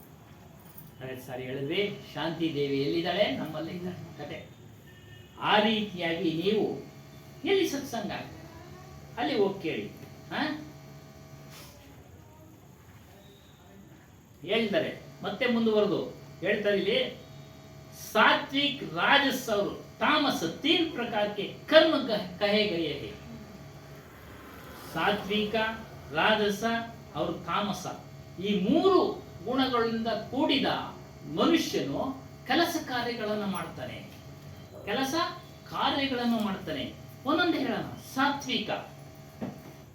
ಸಾತ್ವಿಕದ ಗುಣ ಸ್ವಭಾವ ಯಾವ ರೀತಿ ಇರುತ್ತೆ ಅಂತ. ಸತ್ಯ, ಜ್ಞಾನ, ತಪ, ಮೌನ, ಹರುಷ, ಕ್ಷಮೆ, ವಿವೇಕ, ಉತ್ಸಾಹ, ನಿಶ್ಚಯ, ಧೈರ್ಯ ಇವೆಲ್ಲವೂ 10 ಸಾತ್ವಿಕ ಗುಣಗಳು. ಸತ್ಯ ಅಂದ್ರೆ ಸತ್ಯವನ್ನ ತಿಳಿಸೋ ಕಡೆ ಹೋಗ್ತಾನೆ, ಸಾಧ್ಯವಾದಷ್ಟು ಸತ್ಯ ಮಾರ್ಗದಲ್ಲಿ ನಡೀತಾನೆ. ಜ್ಞಾನ ಪಡಿತಾ ಇರ್ತಾನೆ, ಇಂಥ ಜ್ಞಾನವನ್ನ. ತಪಸ್ಸು ಅದರದೇ ಆದ ಕುರಿತು ಚಿಂತನೆ ಮಾಡೋದು, ಸತ್ಯದ ಕುರಿತು ಚಿಂತನೆ ಮಾಡೋದು. ಮೌನ, ಅವಶ್ಯಕತೆ ಇದ್ದಾಗ ಮಾತ್ರ ಮಾತಾಡ್ತಾನೆ, ಅವಶ್ಯಕತೆ ಇಲ್ಲದಾಗ ಮಾತಾಡಬಹುದು. ಹರ್ಷ, ಪ್ರಾರಬ್ಧ ಕರ್ಮಾನುಸಾರ ಏನೇನು ಬರ್ತಾ ಇದೆಯೋ ಅಂತೇಳಿ ತಿಳಿದಿರ್ತಾನೆ. ದುಃಖದ ಸಮಯ ಬಂದ್ರು ಅತಿಯಾಗಿ ಖಿನ್ನತೆಗೆ ಹೋಗೋದಿಲ್ಲ, ದುಃಖ ಪಡ್ತಾನೆ. ಮನುಷ್ಯನ ಸ್ವಭಾವ ದಯೆ ಇರುತ್ತೆ, ದುಃಖ ಬಂದೇ ಬರುತ್ತೆ. ಆತ್ಮೀಯರು ಕಾಯಿಲೆ ಬಿದ್ದಾಗ ಅವ್ರು ನೋಡಿದಾಗ ದುಃಖ ಬರುತ್ತೆ, ದೂರ ಆದಾಗ ದುಃಖ ಬರುತ್ತೆ. ಆದರೆ ಅದನ್ನ ತಡ್ಕೊಳ್ತಾನೆ, ಮತ್ತೆ ಯಥಾ ಪ್ರಕಾರ ತನ್ನ ಕೆಲಸ ಕಾರ್ಯಗಳಲ್ಲಿ ಮಗ್ನನಾಗ್ತಾನೆ. ಕ್ಷಮೆ ಅನ್ನೋದಿರುತ್ತೆ, ಕ್ಷಮೆ ಮತ್ತು ವಿವೇಕ. ಒಳ್ಳೆ ಜ್ಞಾನಿಯಾಗಿರ್ತಾನೆ, ತಿಳುವಳಿಕೆ ಉಳ್ಳಾಗಿರ್ತಾನೆ, ತಿಳುವಳಿಕೆಯನ್ನು ತೆಗೆದುಕೊಳ್ತಾನೆ. ಉತ್ಸಾಹ, ಇದನ್ನ ಒಳ್ಳೊಳ್ಳೆ ಕೆಲಸಗಳ ಕಾರ್ಯ ಮಾಡೋದು ಉತ್ಸಾಹ ಇರುತ್ತೆ. ನಿಶ್ಚಯ ಮಾಡ್ಕೊಂಡಿರ್ತಾನೆ. ಶರೀರ ಬಂದಿದೆ, ಈಗ ಇದು ರೋಗ ರುಜಿನಗಳಿಂದ ಕೂಡಿದೆ ಮತ್ತು ಸತ್ಕರ್ಮ ದುಷ್ಕರ್ಮ ಫಲ ಬರುತ್ತೆ, ಇವೆಲ್ಲ ನಿಶ್ಚಯವಾಗಿ ಬಂದೇ ಬರ್ತವೆ ಅಂತ ತಿಳಿದಿರ್ತಾನೆ. ಮತ್ತು ತನ್ನ ಮನಸ್ಸನ್ನ ಜ್ಞಾನದ ಕಡೆ ತೆಗೆದುಕೊಂಡು ಹೋಗ್ತಾ ಇರ್ತಾನೆ. ಧೈರ್ಯವಾಗಿರ್ತಾನೆ, ಧೈರ್ಯ ಕೆಡೋದಿಲ್ಲ, ಅಧೈರ್ಯವಂತನಾಗೋದಿಲ್ಲ, ಏನೇ ಬಂದರೂ ಧೈರ್ಯವಾಗಿರ್ತಾನೆ. ಇದು ಸತ್ವಗುಣದ 10 ಲಕ್ಷಣ. ಇನ್ನು ರಾಜಸ ಗುಣ ಅವರು ಯಾವ ರೀತಿ ಇರ್ತಾರೆ ನೋಡಿ. ಇವೆಲ್ಲ ವಿಚಾರ ಹೇಳಿದಾಗ ನಿಮ್ಗೆ ಗೊತ್ತಾಗ್ಬಿಡುತ್ತೆ. ಮನುಷ್ಯನನ್ನ ನೋಡ್ತಾ ಇದ್ದಾಗ ಗೊತ್ತಾಗ್ಬಿಡುತ್ತೆ, ಇವನು ಈ ರೀತಿ ಇದ್ದಾನೆ. ಅವನಲ್ಲಿ ಏನಿರುತ್ತೆ ನೋಡಿ, ಗರ್ವ ಇರುತ್ತೆ, ಕೋಪಿಷ್ಟ, ಅಹಂಕಾರ ಇರುತ್ತೆ, ವಿಷಯವಾದ ಪಂಚ ವಿಷಯಗಳ ವಿಚಾರಗಳನ್ನೇ ಮಾತಾಡ್ತಾ ಇರ್ತಾನೆ. ಪ್ರಲಾಪನ, ಅಪ್ರಿಯ ವಚನಗಳು, ದಂಭ, ಜಂಬ, ಮತ್ಸರ ಇರ್ತಿದೆ ಅವನಲ್ಲಿ. ಈ 8 ರಾಜಸ ಗುಣದ ಲಕ್ಷಣಗಳು. ಮತ್ತು ತಮೋಗುಣ, ಅಜ್ಞಾನ, ಮೋಹ, ನಿದ್ರೆ, ಚಪಲ, ಆಲಸ್ಯ, ಸೋಮಾರಿತನ, ಪಾಪಿಷ್ಟತ್ವ, ಪರಬಾಧೆ ಕೊಡೋದು, ಬೇರೆಯವ್ರಿಗೆ ತೊಂದರೆ ಕೊಡೋದೆ ತಾಮಸ ಗುಣದ ಲಕ್ಷಣಗಳು. ಪರನಿಂದೆ, ವೃಥಾ ನಿಂದೆ ಮಾಡೋದು, ಹಿಂಸೆ ಕೊಡೋದು ಬೇರೆಯವರಿಗೆ. ಈ 8 ತಾಮಸ ಗುಣಗಳ ಲಕ್ಷಣಗಳು. ಅಜ್ಞಾನಕ್ಕೆ ಉದಾಹರಣೆ? ತನ್ನನ್ನು ತಾನು ತಿಳಿದೇ ಇರದೆ ಅಜ್ಞಾನ. ತನ್ನನ್ನು ತಾನು ನಿಜವಾಗ್ಲೂ ಹೇಳ್ಬೇಕಂದ್ರೆ, ಮತ್ತು ಅವನಿಗೆ ಆ ವಿಚಾರದ ಅರಿವೇ ಇರೋದಿಲ್ಲ, ಆದರೂ ಸಹ ತೋರಿಸ್ಕೊಳ್ತಾನೆ. ದಂಭಾಚಾರದಿಂದ ಅಹಂಕಾರದಿಂದ ಮಾತಾಡ್ತಾನೆ, ನನಗೆ ಗೊತ್ತು ಬಿಡು, ನನಗೆ ಗೊತ್ತು ಬಿಡು. ಅವನಿಗೆ ವಿಚಾರ ಆದ್ರೂ ಕೂಡ ನನಗೆ ಗೊತ್ತು ಬಿಡು, ನನಗೆ ಗೊತ್ತು ಬಿಡು, ಗೊತ್ತಿರೋದಿಲ್ಲ. ಈ ರೀತಿ ಅಜ್ಞಾನ, ಮೂಲ ಅಜ್ಞಾನ ಅಂದ್ರೆ ತನ್ನನ್ನು ತಾನು ತಿಳಿದೇ ಇರೋದೆ. ಇನ್ನು ಸಾಮಾಜಿಕವಾಗಿ ನೋಡ್ಬೇಕು ಅಂತಂದ್ರೆ, ಒಂದು ವಿಚಾರ, ಒಂದು ಕೆಲಸದ ಬಗ್ಗೆ ಗೊತ್ತಿರೋದಿಲ್ಲ, ಆದ್ರೂ ಸಹ ಅಲ್ಲಿ ವಾದ ವಿವಾದಗಳನ್ನು ಮಾಡ್ತಾನೆ. ನನಗೆ ಗೊತ್ತು ಬಿಡಿ, ನನಗೆ ಗೊತ್ತು ಬಿಡಿ, ನನಗೆ ಗೊತ್ತು. ಈ ರೀತಿಯ ತಾಮಸ ಗುಣಗಳ ಲಕ್ಷಣ. ಈ ರೀತಿ ಸಾತ್ವಿಕ, ರಾಜಸ, ತಾಮಸ ಗುಣಗಳಿಂದ ಮನುಷ್ಯರು ಕೂಡಿದರೆ ಮತ್ತು ಅದೇ ರೀತಿ ಕೆಲಸ ಕಾರ್ಯಗಳನ್ನು ಮಾಡ್ತಾ ಇದ್ದಾರೆ. ಅದೇ ರೀತಿ ಕೆಲಸ ಕಾರ್ಯಗಳನ್ನ ಮಾಡ್ತಾ ಇದ್ದಾರೆ. ಅದಕ್ಕೆ ಸಾಯಕ್ ಪರಮಾತೆ ಹೇಳ್ತಾರೆ, ಈ ಮೂರೂ ಪ್ರಕಾರದ ಕರ್ಮಗಳು ಮನುಷ್ಯನನ್ನ ಆಸೆಗೆ ಒಳಪಡಿಸಿದೆ, ಸಂಶಯಕ್ಕೆ ಒಳಪಡಿಸಿದೆ. ಆಸೆ, ಸಂಶಯ, ಆಸೆ, ಸಂಶಯ, ಎಲ್ಲದರಲ್ಲೂ ಸಂಶಯಗಳೇ, ಎಲ್ಲ ವಿಚಾರಗಳಲ್ಲೂ ಸಂಶಯ. ಗುರುಗಳು ಹೇಳಿದ ಮಾತ್ರದಲ್ಲೂ ವಿಚಾರ, ಸಂಶಯ. ವಿಚಾರ ಮಾಡಿ, ಪ್ರಶ್ನೆ ಮಾಡಿ, ಉತ್ತರ ತಿಳ್ಕೊಳ್ಳಿ, ಮತ್ತೆ ಸಂಶಯ. ತಾನೇ ವಿಚಾರ ಮಾಡಬೇಕು, ಎಲ್ಲ ಕೇಳಿದಾದ್ಮೇಲೆ ಸಂಶಯವನ್ನು ಗೊತ್ತಾಗದೇ ಇದ್ರೆ ಇನ್ನೊಂದು ಮತ್ತೊಮ್ಮೆ ಕೇಳಿ. ಮತ್ತು ಆಸೆ ಕೇಳಿದಿರಲ್ಲ, ದುರಾಸೆ ಇರುತ್ತೆ, ದುರಾಸೆ, ಇವುಗಳು ಈ ದೂರ ಹೋಗೋದಿಲ್ಲ ಮನುಷ್ಯನಲ್ಲಿ. ದೂರ ಯಾಕೆ ದೂರ ಹೋಗೋದಿಲ್ಲ? ಸತ್ಸಂಗವನ್ನು ಕೇಳ್ತಾ ಇಲ್ಲ ಅವನು. ಏನಮ್ಮ? ಸತ್ಸಂಗವನ್ನ ಕೇಳ್ತಾ ಇಲ್ಲ. ಸತ್ಸಂಗ ಕೇಳಿದ್ರೆ ಎಲ್ಲ ದೂರ ಆಗುತ್ತೆ, ಎಲ್ಲ ದೂರ ಆಗುತ್ತೆ. ಆಸೆ ದೂರ ಆಗುತ್ತೆ, ಸಂಶಯಗಳು ದೂರ ಆಗ್ತವೆ, ಕ್ರಮೇಣ ಎಲ್ಲ ದೂರ ಆಗ್ತವೆ. त्रिगुणी माया के चक्र में आ जाने से ये कर्म ही जीव के लिए बंधन रूप. त्रिगुणी रूप माया, त्रिगुणी ಮೂರು, ಹೆಣ್ಣು ಮಣ್ಣು ಮಣ್ಣು. ಈ ಮಾಯಾ ಮನುಷ್ಯನನ್ನ ಹಲವಾರು ಕೆಲಸ ಕಾರ್ಯಗಳನ್ನ ಮಾಡಿಸುತ್ತೆ, ಬಂಧನಕ್ಕೆ ಒಳಪಡಿಸ್ತಾರೆ. ಹೆಣ್ಣು ಬೇಕಂತ ಒಬ್ಬ, ಬೇಕು ಅಂತ ಒಬ್ಬ, ಹೊನ್ನು ಬೇಕು ಅಂತ ಒಬ್ಬ. ಈ ರೀತಿ ಅದನ್ನ ಗಳಿಸೋ ವಿಚಾರದಲ್ಲಿ ದುರ್ಮಾರ್ಗದಲ್ಲಿ ಹೋಗ್ತಾನೆ, ಬಂಧನಕ್ಕೆ ಒಳಪಡ್ತಾನೆ. ದುರ್ಮಾರ್ಗಕ್ಕೆ ಹೋಗ್ತಾನೆ, ಬಂಧನಕ್ಕೆ ಒಳಪಡ್ತಾನೆ. ಬಂಧನಕ್ಕೆ ಒಳಪಟ್ಟಿರೋದನ್ನ ನೋಡ್ತಾ ಇದ್ದೀವಿ ಮಾಧ್ಯಮಗಳಲ್ಲಿ ಮೂಲಕ, ಮಾಧ್ಯಮಗಳ ಮೂಲಕ ನೋಡ್ತಾ ಇದ್ದೀವಿ. और सतगुरु की कृपा के बिना जीव की त्रिकुटी तीन गुणी माया आजाद नहीं. ಸದ್ಗುರುವಿನ ಕೃಪೆ ಇದ್ರೆ ಇವೆಲ್ಲವೂ ದೂರ ಆಗ್ತವೆ. ಹೇಳ್ತಾನೆ, ಇವೆಲ್ಲ ವಿವರಣೆ ಕೊಡ್ತಾನೆ, ಇವೆಲ್ಲ ಬಂಧನ ಉಂಟು ಮಾಡ್ತಾವಪ್ಪ. ಅವನು ಕೃಪೆ ಇಲ್ಲದೆ ಇದ್ರೆ ನಿಮಗೆ ಇವೆಲ್ಲ ದೂರ ಆಗೋದಿಲ್ಲ, ಇವೆಲ್ಲ ದೂರ ಆಗೋದಿಲ್ಲ. ಹಾಗಾಗಿ ಸತ್ಸಂಗವನ್ನ ಮಾಡಿ ಸ್ವತಂತ್ರನ ಆಗಕ್ಕೆ ಸಾಧ್ಯ ಇಲ್ಲ, ಅದ್ರಲ್ಲಿ ಸಿಕ್ಕಾಕೊಂಡ್ಬಿಡ್ತಾನೆ. ಸದ್ಗುರು ಕೃಪೆ ಇದ್ರೆ ಅವನು ಸ್ವತಂತ್ರನಾಗ್ತಾನೆ. ಯಾವಾಗ ಸದ್ಗುರುವಿನ ಅವನು ಭೇಟಿ ಮಾಡ್ತಾನೋ, ಸತ್ಸಂಗ ಮಾಡ್ತಾನೋ, ಅವಾಗ ಸಹಜವಾದ ಆನಂದ ಅವನಿಗೆ ಉಂಟಾಗುತ್ತೆ. ನಮ್ಮಲ್ಲೇ ಇರತಕ್ಕಂಥ ಆನಂದ ಉತ್ಪತ್ತಿ ಆಗ್ತಾ ಇರುತ್ತೆ ಮನಸ್ಸಿನಲ್ಲಿ. ಹೊರಗಡೆಯ ವಸ್ತುಗಳಿಂದ ಸಿಗತಕ್ಕಂಥ ಆನಂದ ಕ್ಷಣಿಕ. ಸಿನಿಮಾ ನೋಡ್ತೀವಿ, ಎಷ್ಟು ದಿವಸ, ಒಂದು ದಿನ ಅದನ್ನು ಕೊಂಡಾಡ್ತೀವಿ ಅಲ್ಲ ಸ್ವಾಮಿ. ತದನಂತರ ಇನ್ನೊಂದು ಬಂದ್ರೆ ಅದಕ್ಕೆ ಜಂಪ್ ಆಗ್ಬಿಡ್ತೀವಿ, ಹೋಗೋಯ್ತು, ನಾಶ ಆಗುತ್ತೆ. ಇದೇ ರೀತಿಯಾಗಿ ನಾವು ನಮ್ಮ ಸ್ವಂತ ವಿಚಾರಗಳು ಯೋಚನೆ ಮಾಡಬೇಕು. ಹನುಮಾನ್ ಹೇಳ್ತಾ ಇದ್ರು, ಹೆಂಡತಿ ಗಂಡನಿಂದ ಸುಖ, ಹೆಂಡತಿಯ ಗಂಡನಿಂದ ಸುಖ ಹೊತ್ತು ಕ್ಷಣಿಕ. ಹಾಗಾಗಿ ಅದನ್ನ ವಿಚಾರ ಮಾಡಿ, ನೀವೇ ವಿಚಾರ ಮಾಡ್ಕೊಳ್ಳೋದಕ್ಕೆ. ಎಷ್ಟು ಸುಖ, ಎಷ್ಟೊತ್ತು ಆನಂದ, ಇವೆಲ್ಲ ಸಹಜವಾದ ಆನಂದ. ನಿಮ್ಮಲ್ಲೇ ಇದೆ ಆನಂದ, ಅದು ಉತ್ಪತ್ತಿ ಆಗುತ್ತೆ, ನಿಮ್ಮ ಮನಸ್ಸಲ್ಲೇ ಇರುತ್ತೆ. ಸತ್ಸಂಗ ಕೇಳ್ತಾ ಆನಂದ ಉತ್ಪತ್ತಿ ಆಗುತ್ತೆ. ಮತ್ತು ಮೂರು ಕೊರತೆಗಳು, ಆ ಮೂರು ಕೊರತೆಗಳಿಂದ, ಅದೇ ಮೇಲೆಗಳಿರ್ತಕ್ಕಂಥ ತಾಮಸ ಗುಣಗಳು ಇರತಕ್ಕಂಥ ಕೊರತೆಗಳಿಂದ ನಾವು ಗುರುವಿನ ಸ್ಮರಣೆ ಮಾಡೋಕ್ಕಾಗ್ತಾ ಇಲ್ಲ. ಅದನ್ನು ದೂರ ಮಾಡ್ಕೊಳ್ಬೇಕು. ಅವು ನಮ್ಮನ್ನ ಸ್ಮರಣೆ ಮಾಡಕ್ ಬಿಡ್ತಾ ಇಲ್ಲ, ಸ್ಮರಣೆ ಮಾಡಕ್ ಬಿಡ್ತಾ ಇಲ್ಲ. ಅಂತರೂನಿ ಆಂತರಿಕವಾಗಿ ಇರತಕ್ಕಂತ ಆತ್ಮದ ಗುರಿ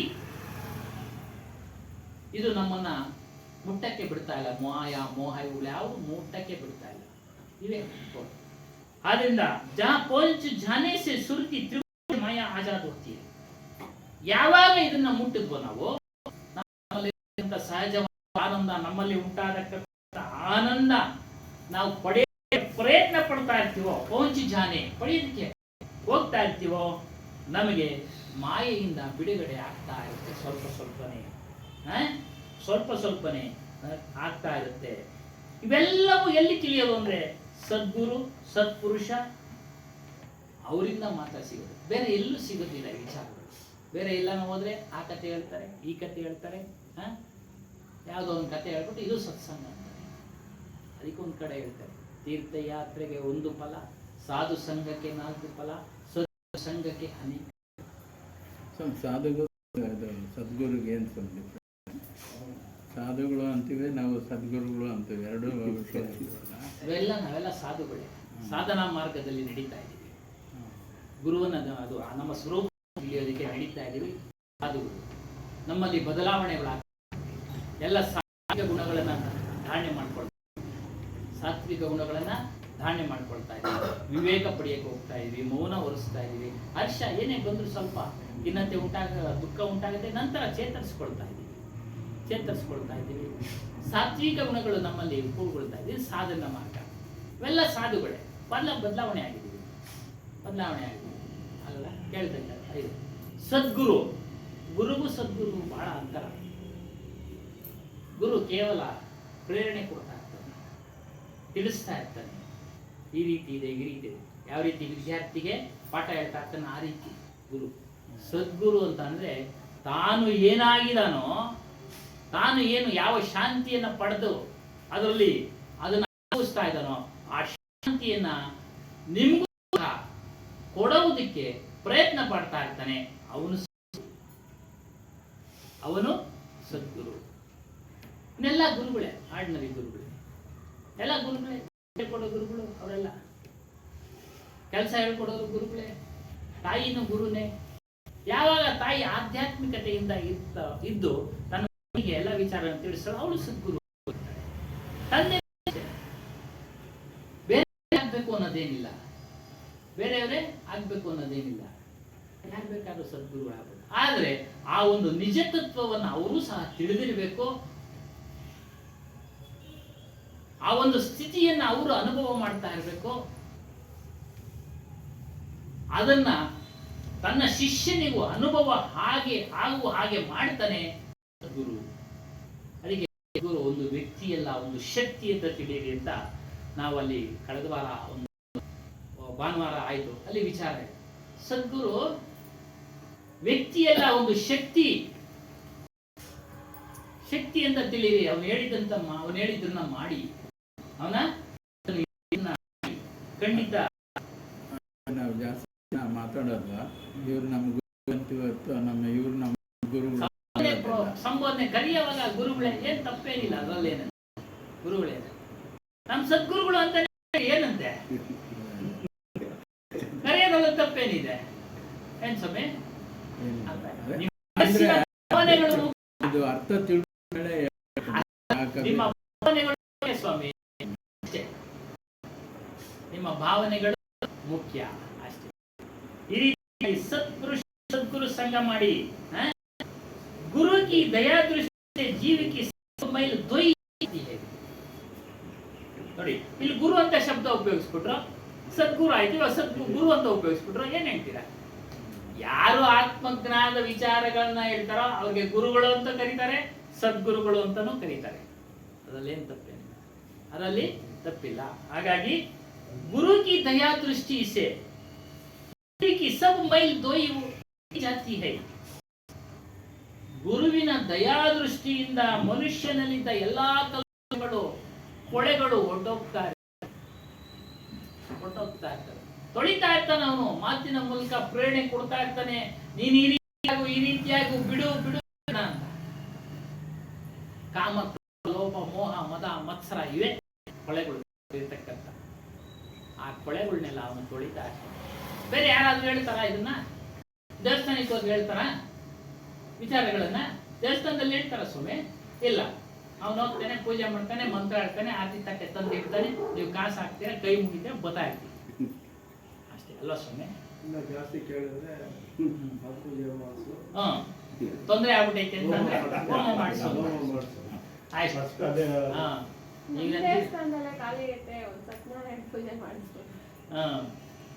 ಈಗಂದ್ರೆ ಮೈಸೂರು ಬ್ಯಾಂಕ್ ಸರ್ಕಲ್ ನಲ್ಲಿ ಒಂದು ಆಂಜನೇಯ ದೇವಸ್ಥಾನ ಇದೆ. ಅಲ್ಲಿ ಬೇರೆ ಬೇರೆ ತರ ಮಂಗಳಾರತಿ ಕೊಡೋದು. 10 ರೂಪಾಯಿಗೆ ಒಂಥರ ಮಂಗಳಾರತಿ, 100 ರೂಪಾಯಿ ಕೊಡೋಂಗೆ ಒಂಥರ ಮಂಗಳಾರತಿ. ಅಲ್ಲಿ ಹೋಗಿರೋರು ಬಂದು ಹೇಳ್ತಾರೆ, ಪೂಜಾರಿ ಚೇಂಜ್ ಆಗ್ಬಿಟ್ಟಾರೆ ಕಣ, ಮೊದಲಿದ್ದಂಗಿಲ್ಲ, ಮೊದಲು 10 ರೂಪಾಯಿ ಆಗ್ತಾ ಇದ್ದ, ಚೆನ್ನಾಗಿ ಕೊಡ್ತಾ ಇದ್ದ, 100 ರೂಪಾಯಿ ಹಾಕೋದು ಅಂದ್ಬಿಟ್ರೆ ಇವ್ನು ಕಡಿಮೆ ಆಗ್ಬಿಟ್ಟಲ್ಲ. ಇವಾಗ ಅವರೇ ಟ್ರಸ್ಟಿಗಳು ಇಲ್ಲಿ. ಹಾಗಾಗಿ ಈ ವಿಚಾರಗಳಲ್ಲೆಲ್ಲ ಸಿಗೋದಿಲ್ಲ ಸತ್ಸಂಗದಲ್ಲಿ. ಅಲ್ಲಿ ಭೇದ ಭಾವ ಉಂಟಾಗೋದು, ಭೇದ ಭಾವ ಉಂಟು ಮಾಡೋದು ಗೊತ್ತಾಗ್ತಾ ಇರುತ್ತೆ. ಮೇಲು ಕೀಳು, ಇವನ್ ಜಾಸ್ತಿ ಇವನ್ ಕಡಿಮೆ. ಇದು ಒಂದು ಕೊಳೆನೆ. ಮೇಲು ಕೀಳು ಅನ್ನೋದು ಒಂದು ಕೊಳೆನೆ ಅಲ್ವೇ ನಮ್ಮ ಅದನ್ನು. ನಾನು ಹೆಚ್ಚು, ಅವ್ರು ಕಡಿಮೆ, ನಾವು ಒಳಗಡೆ, ಅವ್ರು ಹೊರಗಡೆ. ಅವೆಲ್ಲ ಆತ್ಮಜ್ಞಾನದಲ್ಲಿ ಅವೆಲ್ಲ ಏನಿಲ್ಲ. ಎಷ್ಟೋ ಜನ ಋಷಿಗಳು ಬೇರೆ ಬೇರೆ ಜಾತಿಯವರು. ಅವರೆಲ್ಲ ಜ್ಞಾನದಿಂದ ಸಂಪನ್ನರಾದ. ಜ್ಞಾನದಿಂದ 7 ಜನ ಋಷಿಗಳು, 7 ಜನನೂ ಸಹ ಬೇರೆ ಬೇರೆ ಸಮುದಾಯದವರು. ವಾಲ್ಮೀಕಿ ಅವನು ಬೇಡ. ಹೀಗೆ ಆ ರೀತಿಯಾಗಿ ತನ್ನ ಒಂದು ಆತ್ಮಜ್ಞಾನ ತಿಳಿದು ಆಚರಣೆಗಳನ್ನ ಧಾರಣೆ ಮಾಡ್ಕೊಂಡ ಮೇಲೆ ಅವರೆಲ್ಲ ಋಷಿಗಳ ರಾಶಿಗೆ ಸೇರ್ತಾರೆ. ನೀವು ಆಗಿ ನಾವು ಅದಕ್ಕೆ ಮೊದಲು ಬಂದಾಗ ಮಾತಾಡ್ತಾ ಇದ್ವಿ. ಸುಮ್ಮನೆ ಏನೋ ಒಂದು ತಮಾಷೆಗೆ ವಿಚಾರ ಬರುತ್ತೆ.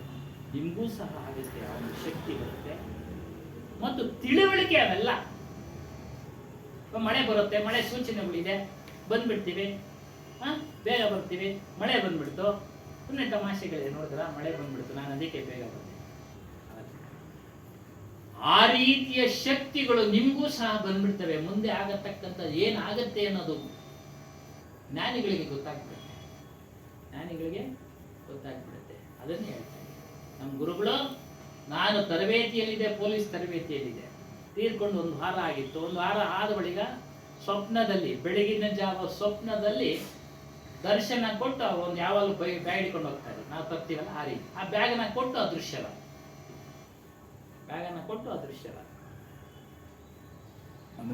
ಕನ್ಸಲ್ಲಿ ಕೊಟ್ಬಿಟ್ಟು ನಿಮ್ಗೆ ಅದೃಶ್ಯರ ಆ ಒಂದು ಪತ್ರ ವ್ಯವಹಾರ ಇಲ್ಲೂ ಮಡಗಿದೆ.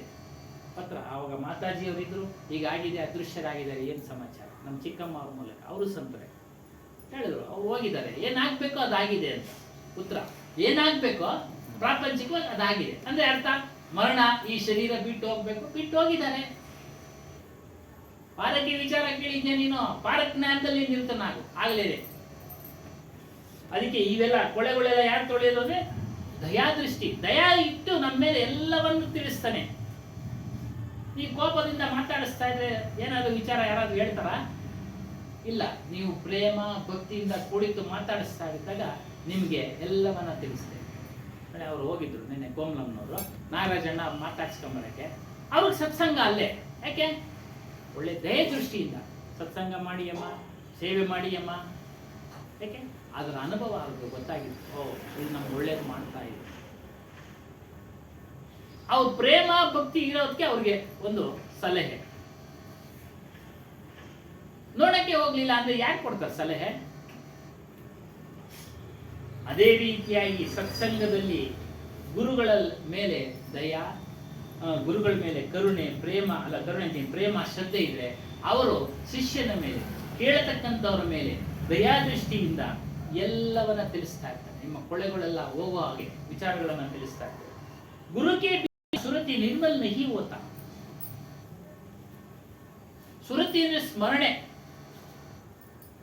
ಗುರುವಿನ ಮೂಲಕ ವಿಚಾರಗಳನ್ನ ನೀವು ತೆಗೆದುಕೊಂಡು ಸ್ಮರಣೆ ಮಾಡ್ತಾ ಇರಿ. ನಿಮ್ಮ ಮನಸ್ಸು ನಿರ್ಮಲವಾಗಿರ್ತದೆ. ನಿರ್ಮಲ. ಆ ಮನಸ್ಸಿನಲ್ಲಿ ಯಾವುದೇ ಬಂದು ಕಲ್ಮಶಗಳು ಕುತ್ಕೊಳ್ಳೋದಿಲ್ಲ, ಯಾವುದೇ ಅಸೂಯೆ ಬಂದು ಕುಳಿತುಕೊಳ್ಳೋದಿಲ್ಲ, ಮೋಹ ಕುತ್ಕೊಳ್ಳೋದಿಲ್ಲ, ಎಲ್ಲ ದೂರ ಆಗ್ತಾ ಇರ್ತದೆ. जब तक सुरति में निर्मलता, पवित्रता, प्रेम तथा अनुराग के भाव नहीं, ಎಲ್ಲಿವರೆಗೂ ನಿಮ್ಮ ಸ್ಮರಣೆಯಲ್ಲಿ ನಿರ್ಮಲೆ ಇರಲ್ಲ, ಪವಿತ್ರತೆ ಇರೋದಿಲ್ಲ, ಅನುರಾಗ ಅಂದ್ರೆ ಪ್ರೇಮದ ಭಾವ ಇರೋದಿಲ್ಲ, ಅಲ್ಲಿವರೆಗೂ ಆ ಮನುಷ್ಯನು ಎಷ್ಟೇ ಸ್ಮರಣೆ ಮಾಡಿದ್ರೂ ಅವನ ನಿಜವಾದ ಮನೆಯನ್ನ ಮತ್ತು ಸುಖವನ್ನ ಪಡೆಯಲು ಸಾಧ್ಯವಿಲ್ಲ ಹೇಳ್ತಾರೆ. वह अपने निज घर का सुख नहीं पा सकती. ನಿಜವಾದ ಮನೆಯ ಸುಖವನ್ನು ಅವನು ಪಡೆಯೋದಕ್ಕೆ ಸಾಧ್ಯ ಇಲ್ಲ. नहीं पा सकती, ಪಡೆಯಕ್ಕೆ ಸಾಧ್ಯ ಇಲ್ಲ. ಮತ್ತೆ ಮುಂದುವರೆದು ಹೇಳ್ತಾರೆ, सत्पुरुषों की कृपा से सुरती शब्द के विचार में लग जाती है और अपने आप में सब कुछ देख सकने योग्य बनती है. ಯಾವಾಗ ಸತ್ಪುರುಷರ ಕೃಪಾ ನಿಮ್ಮ ಮೇಲೆ ಬಿತ್ತೋ, ಯಾವುದನ್ನ ಸ್ಮರಣೆ ಮಾಡಬೇಕು ಅಂತ ಶಬ್ದ ಹೇಳ್ತಾರೋ ಆ ಶಬ್ದಗಳ ವಿಚಾರ ಮಾಡ್ತಾ ಮಾಡ್ತಾ ನಿಮ್ಮನ್ನ ನೀವು ಮತ್ತು ಎಲ್ಲವನ್ನ ನೋಡತಕ್ಕಂತ, ಎಲ್ಲವನ್ನ ಅರಿಯತಕ್ಕಂತ ಅರ್ಹತೆ ನಿಮಗೆ ಬಂದ್ಬಿಡುತ್ತೆ. ಅರ್ಹತೆ ನಿಮಗೆ ಬಂದ್ಬಿಡುತ್ತೆ. ಯಾರು ಗುರುಗಳ ಒಂದು ವಿಚಾರದ ಶಬ್ದಗಳನ್ನ ನಾವು ಮನನ ಮಾಡ್ತಾ ಇರ್ತಾರೋ, ಸ್ಮರಣೆ ಮಾಡ್ತಾ ಇರ್ತಾರೋ, ಎಲ್ಲವನ್ನ ಅರಿಯೋ, ನಿಮ್ಮನ್ನ ನೀವು ಅರಿಯೋ ಅರ್ಹತೆ ಬಂದ್ಬಿಡುತ್ತೆ. ಬೇರೆಯವರು ಏನ್ ಹೇಳ್ತಾ ಇದ್ದಾರೆ, ಏನ್ ತಿಳಿಸ್ತಾ ಇದ್ದಾರೆ, ಆ ಶಬ್ದಗಳ ಅರಿವು ಆಗ್ಬಿಡುತ್ತೆ. ಶಬ್ದಗಳ ಅರಿವು ಆಗ್ಬಿಡುತ್ತೆ. ಯೋಗ್ಯ ಅಂದ್ರೆ ಅರ್ಹತೆ. ಅರ್ಹತೆ. ಐಸೆ ಸಂತ ಸತ್ಪುರುಷೋಂ ಮೇ ಕುರ್ಬಾನ್ ಜಾವ್. ಕುರ್ಬಾನ್ ಅಂದ್ರೆ ಬಲಿ, ಆದರೆ ಇಲ್ಲಿ ಅರ್ಥ ಸಮರ್ಪಿಸಿಕೊಳ್ಳಿ. ಇಂತಹ ಸತ್ಪುರುಷರಿಗೆ, ಸದ್ಗುರುಗಳಿಗೆ, ಸಂತರಿಗೆ ನಿಮ್ಮನ್ನು ನೀವು ಸಮರ್ಪಿಸಿಕೊಳ್ಳಿ. ನಿಮ್ಮನ್ನು ನೀವು ಸಮರ್ಪಿಸಿಕೊಳ್ಳಿ ಅಂದ್ರೆ ಯಾವಾಗ ಹೆಂಡತಿ ಮಕ್ಕಳು ಬಿಟ್ಟು ಬಂದು ಇವ್ರ ಜೊತೆನೇ ಇರೋದಲ್ಲ. ಮನಸ್ಸಿನಲ್ಲಿ ಶ್ರದ್ಧೆ, ಪ್ರೇಮ, ಸೇವೆ ಇವುಗಳಿಂದ ಮೂಲಕ ಸಮರ್ಪಿಸಿಕೊಳ್ಳಿ. जिस प्रकार धातु अधिक तो तपाने और गलाने से वे मिलकर एक हो जाती है. उदाहरण ಕೊಡ್ತಾ, ಈ ಲೋಹಗಳನ್ನ ಕಾಯಿಸಿ ನಂತರ ಅದನ್ನ ತಟ್ಟಿ ಒಂದು ಆಕಾರಕ್ಕೆ ತರ್ತಾರೆ. ಒಂದು ಯಾವುದೋ ಒಂದು ಆಕಾರ ಅಲ್ವಾ ಸ್ವಾಮಿ, ಒಂದು ಸ್ಪಾನ್ ಅಲ್ಲ, ಒಂದು ಮಗ್ಗದ ಒಂದು ಯಾವುದೋ ಒಂದು ಪೀಸ್, ಅದನ್ನೆಲ್ಲ ಹೇಗೆ ಮಾಡ್ತಾರೆ? ಪುಡಿಯಾದಂತ ಲೋಹದ ಚೂರುಗಳನ್ನ ಬೆಂಕಿನಲ್ಲಿ ಹಾಕಿ ಕಾಯಿಸಿ ಅದನ್ನ ಒಂದು ಅಚ್ಚಿಗೆ ಹಾಕ್ತಾರೆ. ಅಚ್ಚಿಗೆ ಹಾಕಿ ಅದನ್ನ ತಟ್ಟಿ ಸಮತಟ್ಟು ಮಾಡ್ತಾರೆ. ಅದೇ ರೀತಿಯಾಗಿ ನೀವು ಸತ್ಸಂಗವನ್ನ, ಸಂತರ ಸೇವೆಯನ್ನ ಎರಡು ಹೇಳ್ತಾವ್ರೆ. ಸತ್ಸಂಗ, ಗುರುಗಳ ಸೇವೆ ಇವುಗಳನ್ನು ಮಾಡ್ತಾ ಇದ್ರೆ ನೀವು ಒಂದು ಉಪಯೋಗಕ್ಕೆ ಬರತಕ್ಕಂಥ ವಸ್ತು ಆಗಿಬಿಡ್ತೀರಾ. ಉಪಯೋಗಕ್ಕೆ ಬರತಕ್ಕಂಥ, ಉಪಯೋಗ ಬರದೇ ಇರತಕ್ಕಂಥ ವಸ್ತು ಆಗಲ್ಲ. ಏನು, ಯಾರು ಆತ್ಮಜ್ಞಾನವನ್ನು ತಿಳಿತಾರೋ ಅವರೆಲ್ಲ ವಿವೇಕಿಗಳಾಗ್ತಾರೆ. 10 ಜನಕ್ಕೆ ಬೇಕಾಗಿರೋ ಥರ ಆಗ್ತಾರೆ, ಮಾರ್ಗದರ್ಶಕರಾಗ್ತಾರೆ. ಇನ್ನೇನಾಗ್ಬೇಕು ಸ್ವಾಮಿ? 10 ಜನಕ್ಕೆ ಮಾರ್ಗದರ್ಶಕರಾದ್ರೆ ಆಯ್ತಲ್ಲ, ಒಂದು ವಸ್ತು ಆಯ್ತಲ್ಲ. ತಮ್ಮ ಒಂದು ಮನೆಗಳಲ್ಲಿ ಒಂದು ಒಳ್ಳೆ ಮಾರ್ಗದರ್ಶಕರಾಗ್ತಾರೆ. ಬದಲಾವಣೆ ಆಗ್ಬಿಡುತ್ತೆ ಅವ್ರ ಮನೆಗಳಲ್ಲಿ, ಬದಲಾವಣೆ ಆಗ್ಬಿಡುತ್ತೆ. ಮತ್ತು ಅವರ ಶರೀರ, ಮನಸ್ಸು ಉಜ್ವಲವಾಗಿರುತ್ತೆ, ಪ್ರಕಾಶದಿಂದ ಕೂಡಿರುತ್ತೆ. ಮನಸ್ಸು, ಶರೀರ ಯಾವ ರೀತಿಯಾದರೂ ಆಗ್ಬಿಡ್ಬೋದು, ಆದರೆ ಮನಸ್ಸು ಮಾತ್ರ ಉಜ್ವಲವಾಗಿರುತ್ತೆ. ಅವರಲ್ಲಿ ಯಾವುದೇ ಒಂದು ತಾಮಸ ಗುಣಗಳು ಇರುವುದಿಲ್ಲ. ಹೇಳ್ತಲ್ಲ, ತಾಮಸ ಗುಣಗಳು ಅದ್ಯಾವುದು ಇರಲ್ಲ. ಆಲಸಿ ಇರಲ್ಲ, ಸೋಮಾರಿತನ ಇರಲ್ಲ, ಪರನಿಂದೆ ಮಾಡೋದಿಲ್ಲ, ಪರ ಹಿಂಸೆ ಮಾಡೋದಿಲ್ಲ, ಪರ ಬಾಧೆ ಕೊಡೋದಿಲ್ಲ, ಅಚ್ಚುಕಟ್ಟಾಗಿ ಕೆಲಸ ಕಾರ್ಯಗಳನ್ನ ತನ್ನ ಕೈನಲ್ಲಿ ಆಗೋವರೆಗೂ ಮಾಡ್ಕೊಳ್ತಾ ಇರ್ತಾರೆ. ಮನಸ್ಸಿನಲ್ಲಿ ಆತ್ಮಚಿಂತನೆ ಮಾಡ್ತಾ ಇರ್ತಾರೆ. ಸ್ವಾಮಿ, ಇದು ಅದೇ ಪ್ರಕಾಶ. ಲೌಕಿಕವಾಗಿ ಮಾತಾಡ್ತಾ ಇದ್ರೆ ನಮಗೆ ಭಾಳ ಇಂಟ್ರೆಸ್ಟು, ನಿದ್ದೆನೂ ಬರಲ್ಲ, ಏನೂ ಇಲ್ಲ. ಅಲೌಕಿಕ ಮಾತಾಡ್ತಾ ಇದ್ರೆ ಭಾಳಷ್ಟು ನಿದ್ದೆ ಬರೋದು, ಕಾಳಜಿ ಇಲ್ದಂಗೆ ಇರತಕ್ಕಂಥದ್ದು. ಕಾರಣ ಏನು ಸ್ವಾಮಿ ಆ ಥರ? ಮತ್ತೆ ಇನ್ನೊಂದ್ಸರಿ ಹೇಳಿ. ಇವಾಗ ಲೌಕಿಕವಾಗಿ ಅಂದರೆ ಅವ್ರು ಹಿಂಗೆ ಇವ್ರು ಹಿಂಗೆ ಅಂತ ಮಾತಾಡ್ತಾ ಇದ್ರೆ 2 ವಾರ ಆಗಲಿ 3 ವಾರ ಮನಸ್ಸು ಭಾಳ ಬುದ್ಧಿಯಿಂದ ಭಾಳ ಶ್ರದ್ಧೆಯಿಂದ ಇನ್ನೂ ಅರ್ಧ ಟೀ ಹೇಳು ಅಂತ ಹೇಳ್ಬಿಟ್ಟು ಕುಡಿದ್ಬಿಟ್ಟು ಮಾತಾಡ್ತಾ ಇರ್ತೀವಿ ಭಾಳ ಸಂತೋಷದಿಂದ. ಅಲೌಕಿಕವಾಗಿ ಅಂದರೆ ಇದು ಸತ್ಸಂಗ ಏನಾದರೂ ಹೇಳಿದ್ರೆ ನಮಗೆ ಆಲಸ್ಯ, ನಿದ್ದೆ ಬರೋದು, ಆಕಳಿಕೆ ಬರೋದು, ಏನೋ ಒಂದು ಎಲ್ಲೆಲ್ಲೋ ಮನಸ್ಸು ಹೋಗೋದು.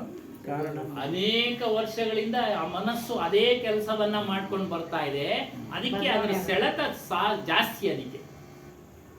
ಅದ್ರ ಸೆಳೆತ ಜಾಸ್ತಿ. ಪ್ರವಾಹ, ನೀರು ಯಾವ ರೀತಿ ಎಳ್ಕೊಂಡು ಹೋಗ್ಬಿಡುತ್ತೆ ಮನುಷ್ಯ, ಪ್ರವಾಹಕ್ಕೆ ಎದುರಾಗಿ ಮನುಷ್ಯ ಈಜಬೇಕು. ಹಂಗೆ ಆತ್ಮಜ್ಞಾನ. ಆಸಾಮಿ ಕೈ ತಪ್ಪೋಗ್ಬಿಡಂಗ ಅವನೇ ಅಂತ ಅದು ಹೇಳಿಸ್ತಾರಲ್ಲ. ಅವ್ರು ತಮಾಷೆಗಳಿದ್ರು, ಇಲ್ಲಿ ಅರ್ಥ ಆಯ್ತಾ? ತಮಾಷೆಗಳಿದ್ರು. ಅದು ಅನೇಕ ಯುಗಗಳಿಂದ ನಮ್ಮ ಮನಸ್ಸು ಅದರಲ್ಲಿ ಸೇರ್ಕೊಂಡಿದೆ, ಅದನ್ನೇ ಕೇಳ್ತಾ ಇದೆ. ಇದೇ ಜನ್ಮದಲ್ಲಿ ಅದನ್ನೇ ಆಕರ್ಷಣೆ ಮಾಡುತ್ತೆ. ನಾನು ಹೇಳೋದು ಕರೆಕ್ಟ್ ಅಲ್ಲ? ಕರೆಕ್ಟ್ ಇದೆ. ಅದೇ ನಾನು ಮತ್ತೊಂದ್ಸರಿ ಕೇಳಿದೆ. ಕರೆಕ್ಟ್ ಆಗೈತೆ. ಮತ್ತೊಂದ್ಸರಿ ಏನಕ್ಕೆ ಕೇಳಿದೆ? ಎಲ್ಲರೂ ಮಾಡೋದು ಅದೇನೆ. ಎಲ್ಲರೂ ಅಷ್ಟೇ, ನಮಗೂ ಅಷ್ಟೇ. ಅದನ್ನೇ ಹೇಳಿದ್ದು ಆಗ್ಲೇ ಹೇಳಿದ್ದು. ಏನೋ ನಮ್ಮ ಹೇಳಿ ಸರ್. ನಮ್ಮ ಸ್ನೇಹಿತರಿಗೆ ಒಂದು ಸಾಧುಗಳು ಆಶ್ರಮಕ್ಕೆ ಹೋದಾಗ ಅವ್ರು ಸ್ವಲ್ಪ ಚಿಕ್ಕ ವಯಸ್ಸು ಸಾಧುಗಳು. ಅವ್ರನ್ನ ಹಿಂಗೆ ಕೇಳಿದ್ರು ಅವ್ರು, ಏನು ನೀವು ಈ ಚಿಕ್ಕ ವಯಸ್ಸಿಗೆ ಇದು ಸಾಧು ಆಗ್ಬಿಟ್ಟಿದ್ದೀರಾ ಅಂತ. ನಿಮ್ಗೆ ಏನು ಇಷ್ಟ ಅಂದ್ರು ಅವ್ರು ಸಾಧುಗಳು ಕೇಳಿದ್ರು ನಮಗೆ, ನಿಮ್ಗೇನು ಇಷ್ಟ? ನಮ್ಗದು, ನಿಮ್ಗದು ಇಷ್ಟ, ನನಗಿದಿಷ್ಟ. ಯಾವ್ದು ಇಷ್ಟಪಡ್ತೀವೋ ಅದನ್ನ ನಾವು ಸ್ವೀಕಾರ ಮಾಡ್ತೀವಿ. ಮೇಯ್ನ್ ಅದೇ ಅದು ಇಷ್ಟ, ಅದು ಸೆಳೆತ ಆಗ್ಲಿಂದ ಇದೆ ಅದು. ಹಾಗಾಗಿ ಅದಕ್ಕೆ ಸೆಳೆತ ಜಾಸ್ತಿ. ನಮಗೂ ಇತ್ತು ಸಣ್ಣ ವಯಸ್ಸುಗಳಲ್ಲಿ. ಕ್ರಮೇಣ ಬದಲಾವಣೆ ಆಗ್ಬೇಕು. ಸಣ್ಣ ವಯಸ್ಸಿನಲ್ಲಿ ಆಗ್ಲೇ ಹೇಳಿದ್ವಲ್ಲ, ಸಣ್ಣ ವಯಸ್ಸಿನಲ್ಲಿ ಭಕ್ತಿ ಎಲ್ಲಿಂದ ಪ್ರಾರಂಭ ಮಾಡ್ತೀವಿ? ದೇವಸ್ಥಾನಕ್ಕೆ ಹೋಗಿ ಕೈ ಮುಗಿಸ್ತಾರೆ, ಮಾಡ್ತಾರೆ.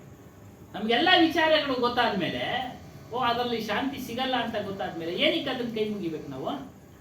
ಈ ವಿಚಾರ ಮಾಡ್ಕೊಳ್ಳೋದು. ನಾವು ಶಾಂತಿಗೋಸ್ಕರ ಇಲ್ಲಿ ಬರ್ತಾ ಇದ್ದೀವಿ. ಪೂಜಾರಿ ಶಾಂತಿ ಕೊಡ್ಸಕ್ಕಾಗತ್ತಾ?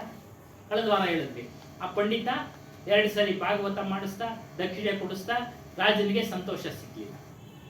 ಸಂತೋಷ ಎಲ್ಲಿದೆ ಅಂದ್ರೆ ನಿಮ್ಮಲ್ಲೇ ಇದೆ, ಹೊರಗಡೆ ಎಲ್ಲೂ ಇಲ್ಲ ಸ್ವಾಮಿ ಸಂತೋಷ. ಇದ್ರೂ ಕೂಡ ಕ್ಷಣಿಕವಾದದ್ದು ಸಂತೋಷ. ಒಂದು ದಂಪತಿಗಳಿಗೆ ಮಗ ಹುಟ್ಟುಬಿಡ್ತು, ಗಂಡು ಮಗ, ಖುಷಿಯೇ. ಮೊದಲಿನಿಂದ ಅದು ಕಾಯಿಲೆ, ಖರ್ಚು ಮಾಡಿ ಸಾಕಾಯ್ತು. ಏನಂತಾನೆ? ಯಾಕಾದ್ರೂ ಹುಟ್ಟೋದು ಪ್ರಾರಂಭ. ಹುಟ್ಟವಾಗ ಗಂಡು ಮಗ ಖುಷಿ ಅಲ್ಲೇನಮ್ಮ? ಮರುದಿನಿಂದ ಕಾಯಿಲೆ ಬಿದ್ದೋಯ್ತು. ಲಾಡು. ಮರುದಿನಿಂದ ತಿಂಗಳಾದ್ರೂ ವಾಸಿ ಆಗಲ್ಲ. ಮನಸ್ಸಿನಾಗೆ ಅನ್ಸುತ್ತೆ, ಏನಪ್ಪ ಜೇಬೆಲ್ಲ ಖಾಲಿ ಆಯ್ತು, ಯಾಕಾದ್ರೂ ಹುಟ್ಟೋಯ್ತು, ಹೋಯ್ತಾ? ಹಾಗಾಗಿ ಆನಂದ, ನಿಜವಾದ ಆನಂದ ಅದು ಇರ್ಲಿ, ಅದು ಬೇಡ ಅಂತ ಹೇಳಿಲ್ಲ, ವಿಚಾರಕ್ಕೆ ಕೇಳ್ತೀವಿ ಅಷ್ಟೇ. ಹಾಗಾಗಿ ಇಲ್ಲಿ ಹೇಳ್ತಾರೆ, ನಿಜವಾದ ಮನೆಯನ್ನ ತಿಳಿಯೋ ಒಂದು ಅರ್ಹತೆ ಬಂದ್ಬಿಡುತ್ತೆ. ನಿಜವಾದ ಮನೆ ಯಾವುದು ಅಂದ್ರೆ ನಮ್ಮ ಸ್ವರೂಪ.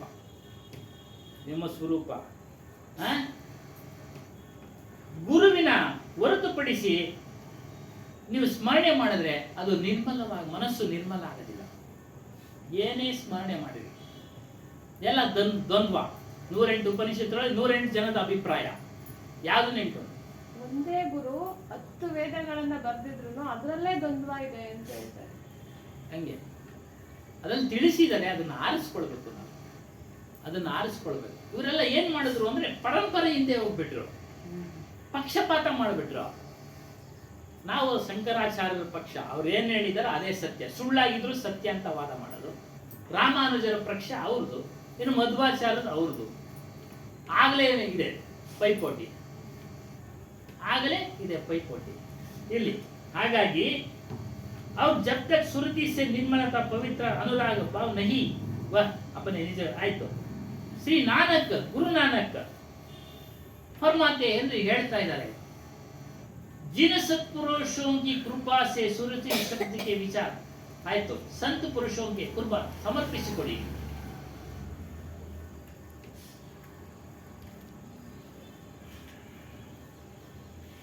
तन मन उज्जवल और निर्मल होकर मालिक के मिलने के सुख का अनुभव करता है ನೋಡಿ ನಿಮ್ಮ ಮನಸ್ಸು ಉಜ್ವಲ ಆಗುತ್ತೆ ಪ್ರಕಾಶವಾಗುತ್ತೆ ನಿರ್ಮಲ ಆಗ್ತೀರಾ ಆಗ ಮಾಲಿಕನ ಸ್ವರೂಪ ಅವನನ್ನು ಸೇರ್ತೀರಾ ಮತ್ತು ಸುಖದ ಅನುಭವ ನಿಮಗೆ ಉಂಟಾಗುತ್ತೆ ಫೀಲಿಂಗ್ಸ್ ಅನುಭವ ಅಂದರೆ ಈ ನೋವಿನ ಅನುಭವ ಯಾವ ರೀತಿ ಅನುಭವಿಸ್ತೀವಲ್ಲ ಅದೇ ರೀತಿ ಅದು ಆನಂದದ ಅನುಭವ ಅದು ಆನಂದದ ಅನುಭವ ಯಹಿ ಸತ್ಸಂಗ ಕಾ ಸಬ್ಸೆ ಗುಣ ಹೈ ಸತ್ಸಂಗದಿಂದ ಇಷ್ಟೆಲ್ಲ ನಮಗೆ ಸಿಗ್ತಾ ಇದೆ ಅವ್ರು ಇಸಿ ಸೇ ಈ ಸತ್ಸಂಗ ಕಿ ಇತನಿ ಮಹಿಮಾ ಇಷ್ಟು ದೊಡ್ಡ ಮಹಿಮೆ ಅದನ್ನ ಸತ್ಸಂಗವನ್ನ ಮಾಡಿ संतों का उपदेश है कि मनुष्य दुनिया को दिखलाने के लिए कई प्रकार बाहरी सजावट श्रृंगार आदि करता है ಸತ್ಪುರುಷರು ತಿಳಿಸ್ತಾ ಇದ್ದಾರೆ ಮನುಷ್ಯ ಪ್ರಾಪಂಚಿಕ ನೋಡ್ಲಿ ಅಂತೇಳಿ ಹಲವಾರು ಶೃಂಗಾರಗಳನ್ನ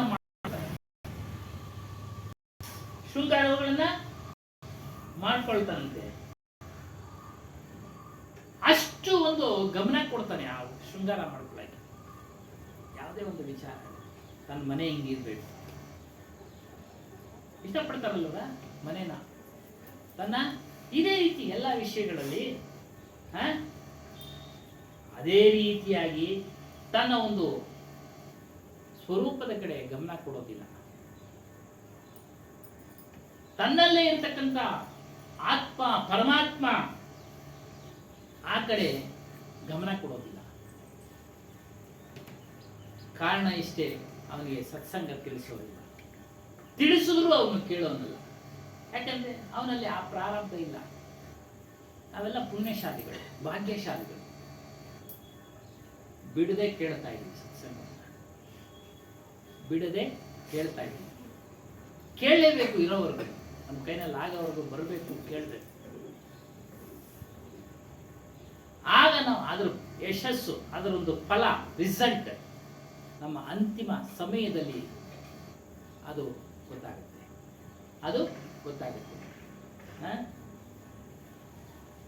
हमारी वास्तविक आवश्यकता है अपने मन मंदिर को सजाने समराने और मन के मंदिर में मालिक को विराजमान करने की अतएव इसी पर ध्यान दिया जाए ನಾವು ಇವುಗಳ ಕಡೆ ನಮ್ಮಲ್ಲೇ ಇರತಕ್ಕಂತ ಆ ಒಂದು ಸ್ವರೂಪದ ಕಡೆ ನಾವು ಹೊರಬೇಕು ಹಾಗಂತೇಳಿ ಹೇಗಂದ್ರೆ ಹಾಗೆ ಇರೋದಲ್ಲ ನಾಗರಿಕರಾಗಿ ನಾವು ಮಾಡ್ಕೊಳ್ಳೋಣ ಅಲಂಕಾರ ಒಂದು ಮದುವೆಗೆ ಹೋಗ್ಬೇಕು ಚೆನ್ನಾಗಿ ಹೇಗಂದ್ರೆ ಹೋಗೋದಲ್ಲ ಅದೊಂದು ನಾಗರಿಕತೆ ಹೋಗೋಣ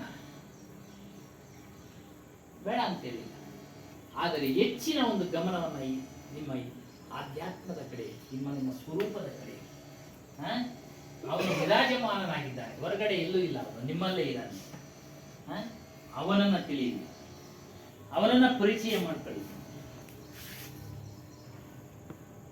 ಆಗ ಅವನ संतों की दया के और गुरु शब्द की कमाई के सुरति को भीतर मार्ग नहीं मिल सकता ಗುರು ಸಂತರ ಕೃಪೆಯಿಂದ ದಯೆಯಿಂದ ಒಳಗಡೆ ಇರತಕ್ಕಂತ ಪರಮಾತ್ಮನನ್ನ ಸಿಗುವ ಮಾರ್ಗ ನಮಗೆ ಸಿಗ್ತಾ ಇದೆ ಆ ಮಾರ್ಗದಲ್ಲಿ ನಡೆದ್ರೆ ಸಾಕ್ಷಾತ್ಕಾರ ಆಗುತ್ತೆ ಅದರ ದರ್ಶನ ಆಗುತ್ತೆ शब्द बिना स्मृति अंदर ही कहीं कहां का जाए द्वार न पावे शब्द का फिरी फिरी भटका खाए कबीर साहब रोचक गुरु शब्द के बिना सुरति अंदर में टौर टिकाने को नहीं पा सकती ಗುರು ಎಂಬ ಶಬ್ದವನ್ನ ನಾವು ಗುರು ಏನ್ ತಿಳಿಸ್ತಾರೋ ಅದನ್ನ ನಾವು ಆ ಶಬ್ದಗಳನ್ನ ಸ್ಮರಣೆ ಮಾಡ್ತಾ ಇದ್ರೆ ಒಳಗಡೆ ಇರ್ತಕ್ಕಂಥ ಪರಮಾತ್ಮನ ಪರಿಚಯ ಆಗತ್ತೆ, ಇಲ್ಲಾಂದ್ರೆ ಪರಿಚಯ ಆಗೋದಿಲ್ಲ. ಮತ್ತು ಕುರುಡನಂತೆ ಅಲಿತಾ ಇರ್ತೀವಿ ನಾವು, ಕುರುಡನಂತೆ ಬೆಳಕನ್ನ ಹುಡುಕ್ತಾ ಇರ್ತೀವಿ, ಜ್ಞಾನವನ್ನ ಹುಡುಕ್ತಾ ಇರ್ತೀವಿ, ದೇವರನ್ನ ಹುಡುಕ್ತಾ ಇರ್ತೀವಿ, ದೇವರನ್ನ ಹುಡುಕ್ತಾ ಇರ್ತೀವಿ, ಜ್ಞಾನವನ್ನ ಹುಡುಕ್ತಾ ಇರ್ತೀವಿ. ಮೊನ್ನೆ ಒಂದು ಆಧ್ಯಾತ್ಮಿಕದಲ್ಲಿ ಪ್ರೊಫೆಸರ್, ಇಂಗ್ಲಿಷ್ ಪ್ರೊಫೆಸರ್ ನೋಡಿ, ಅವರಿಗೆ ಒಂದೇ ಬಾರಿ ಗುರುನ ಪರಿಚಯ ಆಗಿದೆ. ಪರಮಾರ್ಥಿಗಳು ನೋಡಿದ ಕೂಡಲೇ ಹೇಳದಂತೆ, ಬನ್ನಿ ನೀವು ಋಷಿಕೇಶಕ್ಕೆ. 30 ವರ್ಷ ಆಧ್ಯಾತ್ಮಿಕ ಸಾಧನೆ ಮಾಡಿ ಆಕೆ ದೀಕ್ಷೆ ಕೊಡೋಂಗಾಗಿದ್ದಾರೆ. ಹೆಚ್ಚು ಕಡಿಮೆ ನಮ್ಮ ವಯಸ್ಸಿನವ್ರಿಗೆ, ನಮಗಿನ ಒಂದು 5-6 ವರ್ಷ ದೊಡ್ಡವರು. ಇಂಗ್ಲಿಷ್ ಪುಸ್ತಕಗಳೆಲ್ಲ ಬಂದಿದೆ. ಗುರುವಿನಲ್ಲಿ ಅಷ್ಟು ಶಕ್ತಿ ಇದೆ. ಅವ್ರಿಗೆ ವಿದ್ಯೆ ಇತ್ತು, ಇಲ್ಲ ಅಂತೇಳಿಲ್ಲ. ಆ ಒಂದು ವಿದ್ಯೆಗೆ ಅನುಗುಣವಾಗಿ ಗುರು ಕೃಪೆ ಆಯಿತು. ಗುರು ಸಕಲಮ ಅಂತ ಸಂಸಾರಸ್ಥರು, ಗೃಹಸ್ಥರು, ಇಂಗ್ಲಿಷ್ ಪ್ರೊಫೆಸರ್ ಮದುವೆ ಆದಮೇಲೆ, ಅದಕ್ಕೆ ಅವ್ರು ಹೇಳಿದ್ರು, ಮದುವೆ ಆದಮೇಲೆ ಮೈಸೂರಿನಲ್ಲಿ ಒಂದು ಸತ್ಸಂಗಕ್ಕೆ ಈ ಅಮ್ಮ ಓದು 1-2 ಬಾರಿ. ಗುರುವಿನ ಕೃಪಾ ದೃಷ್ಟಿ ಬಿತ್ತು ಋಷಿಕೇಶಕ್ಕೆ. ನೋಡಿ ಗುರುವಿನ ಸೆಳೆತ ಹೆಂಗ್ ಸರಿ, ಅಸತ್ಕರ್ಮದ ಫಲ ಹೇಳ್ಕೊಂಡು ಹೋಯ್ತು. ಅಲ್ಲಿ ದೀಕ್ಷೆ ಆಯ್ತು. 10 ಜನಕ್ಕೆ ಮಾರ್ಗದರ್ಶಕರಾಗ್ಬಿಟ್ರು. ಆಕೆ ಹೆಸರು ಜ್ಯೋತಿ ಅಂತ, ಆ ಮೇಡಮ್ ಹೆಸರು ಈಗ ಗುರು ಸಕಲಮ್ಮ. ಗುರು ಸಕಲ ಬೇರೆ ಹೆಸರು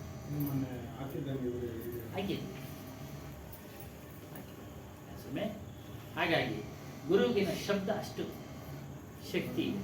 ಮೊನ್ನೆ ಶುಕ್ರವಾರ ಹೇಳಿ. ನಮ್ಮ ಶಾರದಾ ಶಂಕರ ಮಠ ಅಂತ ನಮ್ಮೂರಲ್ಲಿದೆ, ಎಲ್ಲರೂ ನೋಡಿರ್ಬೋದು. ಅಲ್ಲಿ 9 ದಿವಸ ಇದು ನಡೀತೈತೆ. ಅವರು, ನಾನು ಅಲ್ಲಿ ಮೆಂಬರ್, 4-5 ವರ್ಷ ಆಯಿತು. ಯಾರೋ ಬಲಂತಕ್ಕೆ ಸೇರ್ತಿತ್ತು. ಮೀಟಿಂಗ್ ಯಾವಾಗಾದರೂ ಹೋಗ್ತೀನಿ. ಮೊನ್ನೆ ಏನೋ ಸ್ವಲ್ಪ ಇದು ಕೂಡ ಆಯಿತು. ಮೊನ್ನೆ ಅದೆಲ್ಲ ಮೊನ್ನೆ ಅವರು ಕರೆದ್ರು. ಒಂದು ಯಾರಂದರೆ ದಿನ ಹೋಗಲಿಲ್ಲ ನಾನು. ಮೊನ್ನೆ ಸ್ಪೆಷಲ್ ಯಾರೋ ಒಬ್ಬರು ಆರತಿನ ಅರುಂಧತಿ ಅಂದ್ಬಿಟ್ಟು ಭಾಳ ಅಪಾಯಿಂಟ್ಮೆಂಟ್ ತೊಗೊಳೋದೇ ಸಿಕ್ಕೋದೇ ಕಷ್ಟ.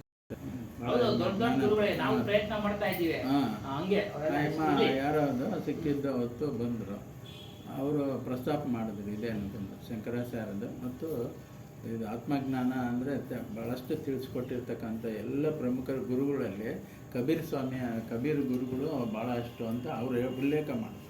ನಾನು ಅಂದ್ಕೊಂಡೆ ಅವಾಗ, ಇವರು ಸ್ವಲ್ಪ ಅಂದ್ಬಿಟ್ಟು ಆತ್ಮಜ್ಞಾನದ ಅಂದರೆ ಮೇಯ್ನ್ ಹೇಳಿದ್ದು, ನಮ್ಮಲ್ಲೇ ಇರ್ತಕ್ಕಂಥ ಆತ್ಮಜ್ಞಾನ ಇನ್ನೆಲ್ಲಿ ಇಲ್ಲ ಅನ್ನೋಂತಕ್ಕಂಥದ್ದು ವಾದನ ಮಾಡೋದು ಹೇಳಿದ್ರು. ಇನ್ನು ಮಾಮೂಲು ಬೇರೆದೆಲ್ಲ ಇದು ಅದ ಕಬೀರನು ಇನ್ನೊಬ್ರೇನಂತ ಇದೆಲ್ಲ ಹೇಳಿಸ್ತದೆ. ಇನ್ನು ಬೇರೆಯವರು ಪೂರ್ಣ ಪ್ರಮಾಣದಲ್ಲಿ ಆತ್ಮಜ್ಞಾನ ವಿಚಾರ ತಿಳಿಸೋರು ಇವರೇ ಶಂಕರಾಚಾರ್ಯರು ತಿಳಿಸಿದ್ದಾರೆ.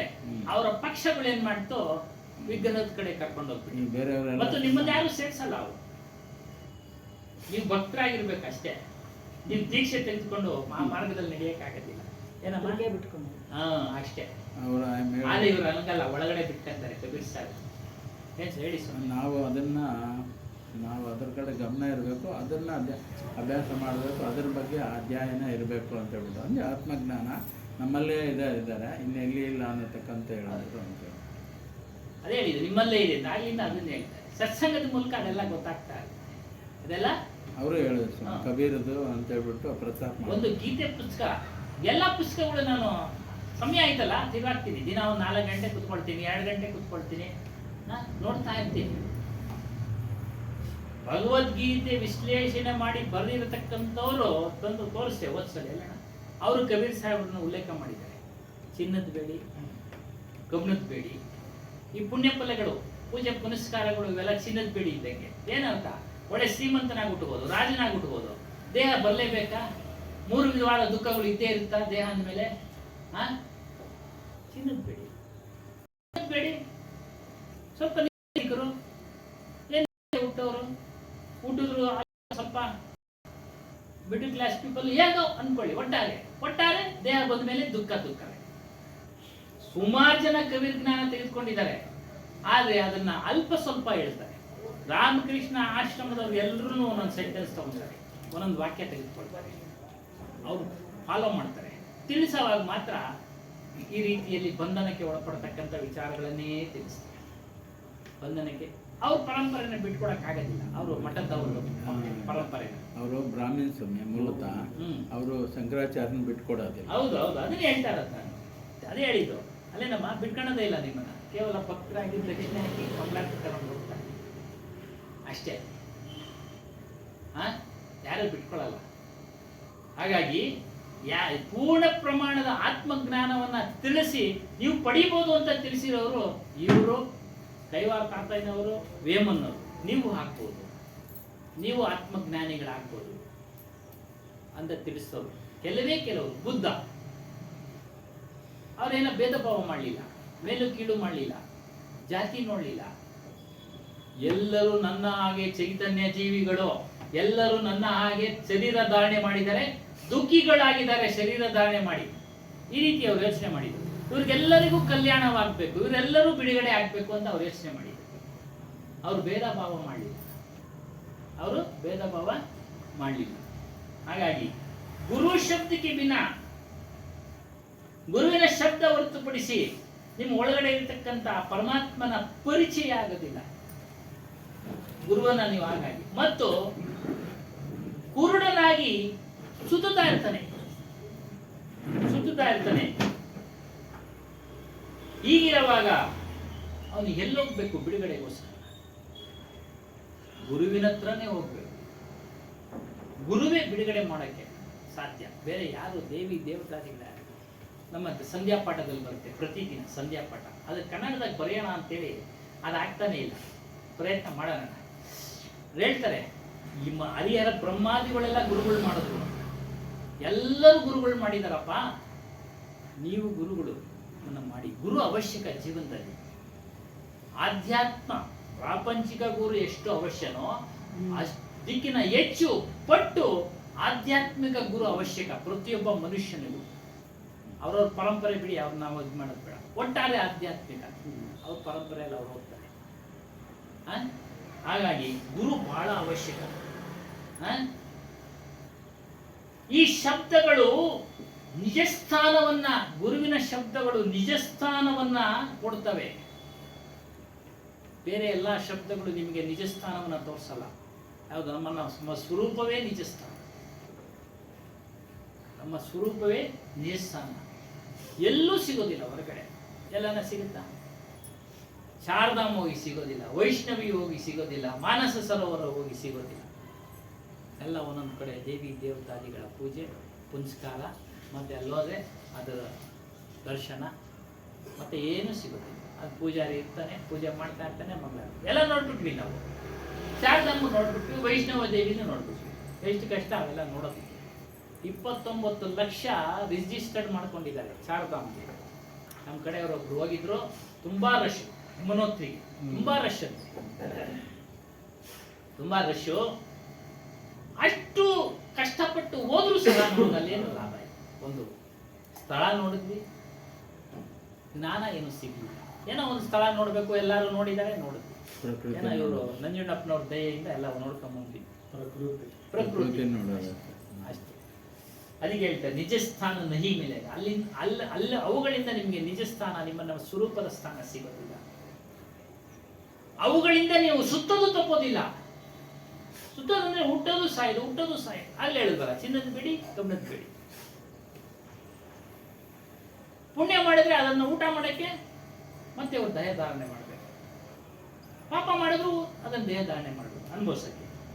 ಅದರಿಂದ ಹೇಳ್ತಾರೆ ಇಸ್ಲಿಯೇ ಜರೂರತ್ ಹೈ. ನೋಡಿ, ಅವಶ್ಯಕತೆ ಇದೆ. ಜರೂರತ್ ಅಂದ್ರೆ ಅವಶ್ಯಕತೆ. ಆದ್ದರಿಂದ ಅವಶ್ಯಕತೆ ಇದೆ. आंतरिक नाम की कमाई में सुर्खी को लगाकर उसकी जन्म जन्म की भटकना की दूर किए जावे. ನಿಮ್ಮ ಒಳಗಡೆ ಇರತಕ್ಕಂತ ಪರಮಾತ್ಮನ ಸ್ಮರಣೆ ಮಾಡತಕ್ಕಂತ ವಿಚಾರಗಳನ್ನ, ಶಬ್ದಗಳನ್ನ ಕೇಳಿ ಅದನ್ನೇನು ಲಾಭ ಅಂದ್ರೆ ಮತ್ತೆ ಮತ್ತೆ ಹುಟ್ಟಿ ಹುಟ್ಟಿ ಸಾಯುವುದು, ಸುತ್ತಾಡುವುದು, ಚಕ್ರ, ಜನನ ಮರಣ ಚಕ್ರ ಇದೆಯಲ್ಲ, ಅದು ನಿಮಗೆ ದೂರ ಆಗುತ್ತೆ. ನೀವು ದೂರ ಮಾಡಿಕೊಳ್ಳಬಹುದು. सुरती नाम से स्थिर होकर और श्रद्धा के असली ठिकाने होकर खोज कर आनंद मग्न हो जावे. ನೋಡಿ, ಸ್ಮರಣೆ ಮಾಡ್ತಾ ಮಾಡ್ತಾ ಸ್ಥಿರವಾಗಿ ಆ ಒಂದು ಸ್ಥಿತಿಯಲ್ಲಿ ನಿಲ್ಲಿ. ಆ ಶಬ್ದಗಳನ್ನ ಸ್ಮರಣೆ ಮಾಡ್ತಾ ಅಸಲಿ ಠಿಕಾನೆ, ನಿಜವಾದ ಸ್ಥಾನ, ನಿಲ್ಲಲು ನಿಜವಾದ ಸ್ಥಾನ ಪಡೆದುಕೊಳ್ಳಿ. ಆನಂದವನ್ನ ಪಡೆಯಿರಿ, ಆನಂದವನ್ನ ಪಡೆಯಿರಿ, ಆನಂದವನ್ನ ಪಡೆಯುವಂತರಾಗಿ. तथा यदि यह बात नहीं है तो काम करने में देर लगेगी.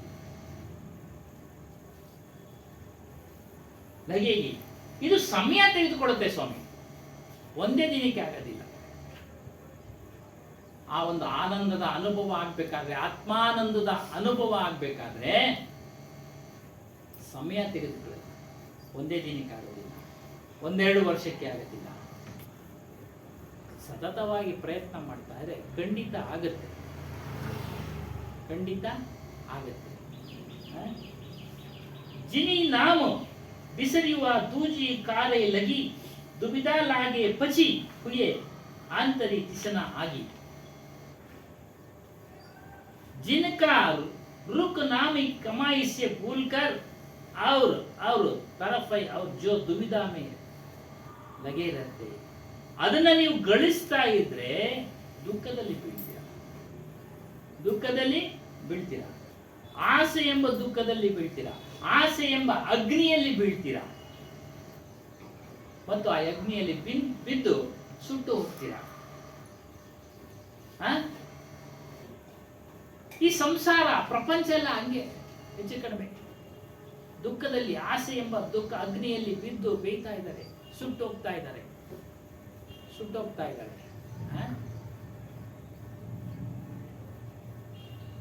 ಫೋನ್ ಬಂತು, ಮಾತಾಡ್ತಾ ಇದ್ದೆ ಆಗಲೇ. ಮದುವೆಯಾಗಿ 1 ತಿಂಗಳಾಗಿಲ್ಲ, ಏನೋ ಸಮಸ್ಯೆ. 1 ತಿಂಗಳಾಗಿಲ್ಲ ಮದುವೆಯಾಗಿ, ಸಮಸ್ಯೆ. 10 ನಿಮಿಷ ಮಾತಾಡ್ಬೇಕು ಸರ್ ನನ್ನ ಹತ್ರ. ಮಾತಾಡಿದೆ, ಟೈಮ್ ಆಗ್ತಿದ್ದೆ, ಹೇಳಿದೆ ನಾಳೆ ಬಂದು ಅದಕ್ಕೆ ಮಾತಾಡೋಣ, ಸಮಸ್ಯೆ. ಸುಮ್ಮನೆ ನಿರೀಕ್ಷೆಗಳು ಜಾಸ್ತಿ ಇಟ್ಕೊಂತಾರೆ.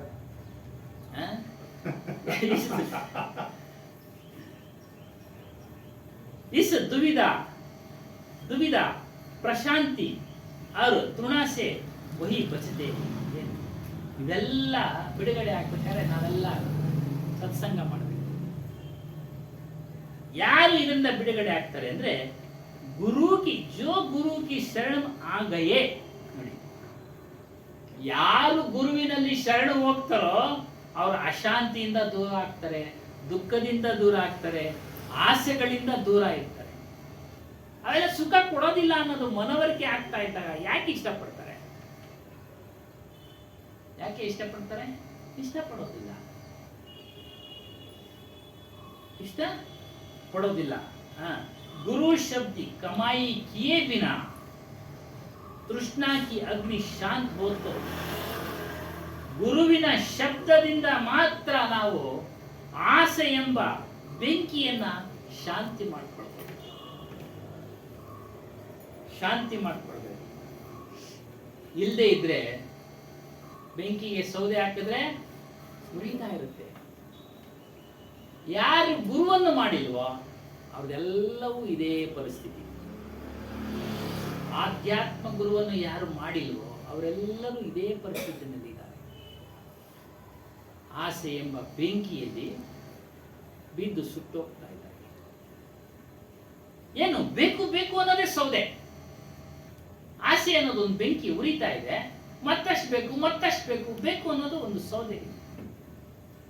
ಇರೋದ್ರಲ್ಲಿ ತೃಪ್ತಿ ಪಡೋ ಒಂದು ಮನಸ್ಸು ಮಾಡ್ಕೊಳ್ಳಿ. ಗಳಿಸಿ ಬೇಡ ಅಂತ ಹೇಳಿಲ್ಲ. ಏನು ಇವು ಹೇಳ್ತಾರೆ, ನಾವು ಇಷ್ಟರಲ್ಲಿ ಮಾಡೋಣ, ಈಗ ಗಳಿಸಿ, ನಿಮ್ಮ ಪ್ರಾರಬ್ಧ ಕರ್ಮಾನುಸಾರ ಎಷ್ಟಿದೆಯೋ ಅಷ್ಟು ಗಳಿಸಿ. ಆದರೆ ಅದ್ರ ಮೇಲಿರ್ತಕ್ಕಂಥ ಮೋಹವನ್ನು ಬಿಡಿ. ಮೋಹ ಎಷ್ಟು ಗಳಿಸ್ತೀರಾ? ಕೈನಲ್ಲಿ ಆಗವು ಗಳಿಸ್ತೀರಾ, ಆಮೇಲೆ ಮಗನ ವಹಿಸ್ಬಿಡ್ತೀರಾ, ಸಾಕಪ್ಪ ಅಷ್ಟು. ಆಗ್ಲಾದ್ರೂ ನೀವು ಬದಲಾವಣೆಗೆ ಬನ್ನಿ, ಆಗ್ಲಾದ್ರೂ ನೀವು ಬದಲಾವಣೆ. ಕೆಲವ್ರಿಗೆ ಆಗೋದೇ ಇಲ್ಲ, ಗಳಿಸಕ್ಕೂ ಆಗಲ್ಲ ಬಿಡಕ್ಕೂ ಆಗಲ್ಲ ಅಲ್ವಾ ಸ್ವಾಮಿ? ಗಳಿಸಕ್ಕೂ ಆಗಲ್ಲ ಬಿಡಕ್ಕೂ ಆಗಲ್ಲ. ಅಂತವ್ರು ಏನ್ ಮಾಡ್ಬೇಕು? ಅವರು ಸಹ ಬರಬೇಕು, ಅವಾಗ ವಿಚಾರಗಳೆಲ್ಲ ಗೊತ್ತಾಗುತ್ತೆ. ನಮ್ಮ ಪ್ರಾರಬ್ಧ ಇಷ್ಟೇನಪ್ಪ, ನಾವು ಇನ್ನು ಹೆಚ್ಚು ಪ್ರಯತ್ನ ಪಡೋದು ಬೇಡ. 60-70 ವರ್ಷ ಆದ್ಮೇಲೂ ಕೆಲಸ ಮಾಡ್ಬೇಕು ಅಂದ್ರೆ ನಮ್ಮಲ್ಲಿ ಬಲ ಇರ್ಬೇಕಲ್ಲ ಏನಣ್ಣ, ಆವಾಗ ನಾವು ತೃಪ್ತಿಯಿಂದ ಬಂದಿದ್ದು ಅಷ್ಟೇ. ಅದಕ್ಕೆ ಶಾಂತು ಬಲ್ಕಿ ಹೊತ್ತು ಇರ್ದನ್ ಸೌದೆ ಆಗ್ತಾ ಇಂಧನ ಆಗ್ತಾ ಇದ್ರೆ ಅದು ಪ್ರಜ್ವಲಿಸ್ತಾ ಇರುತ್ತೆ. ಅದೇ ಆಸೆಯನ್ನ ಕಡಿಮೆ ಮಾಡ್ಕೊಳ್ಳಿ.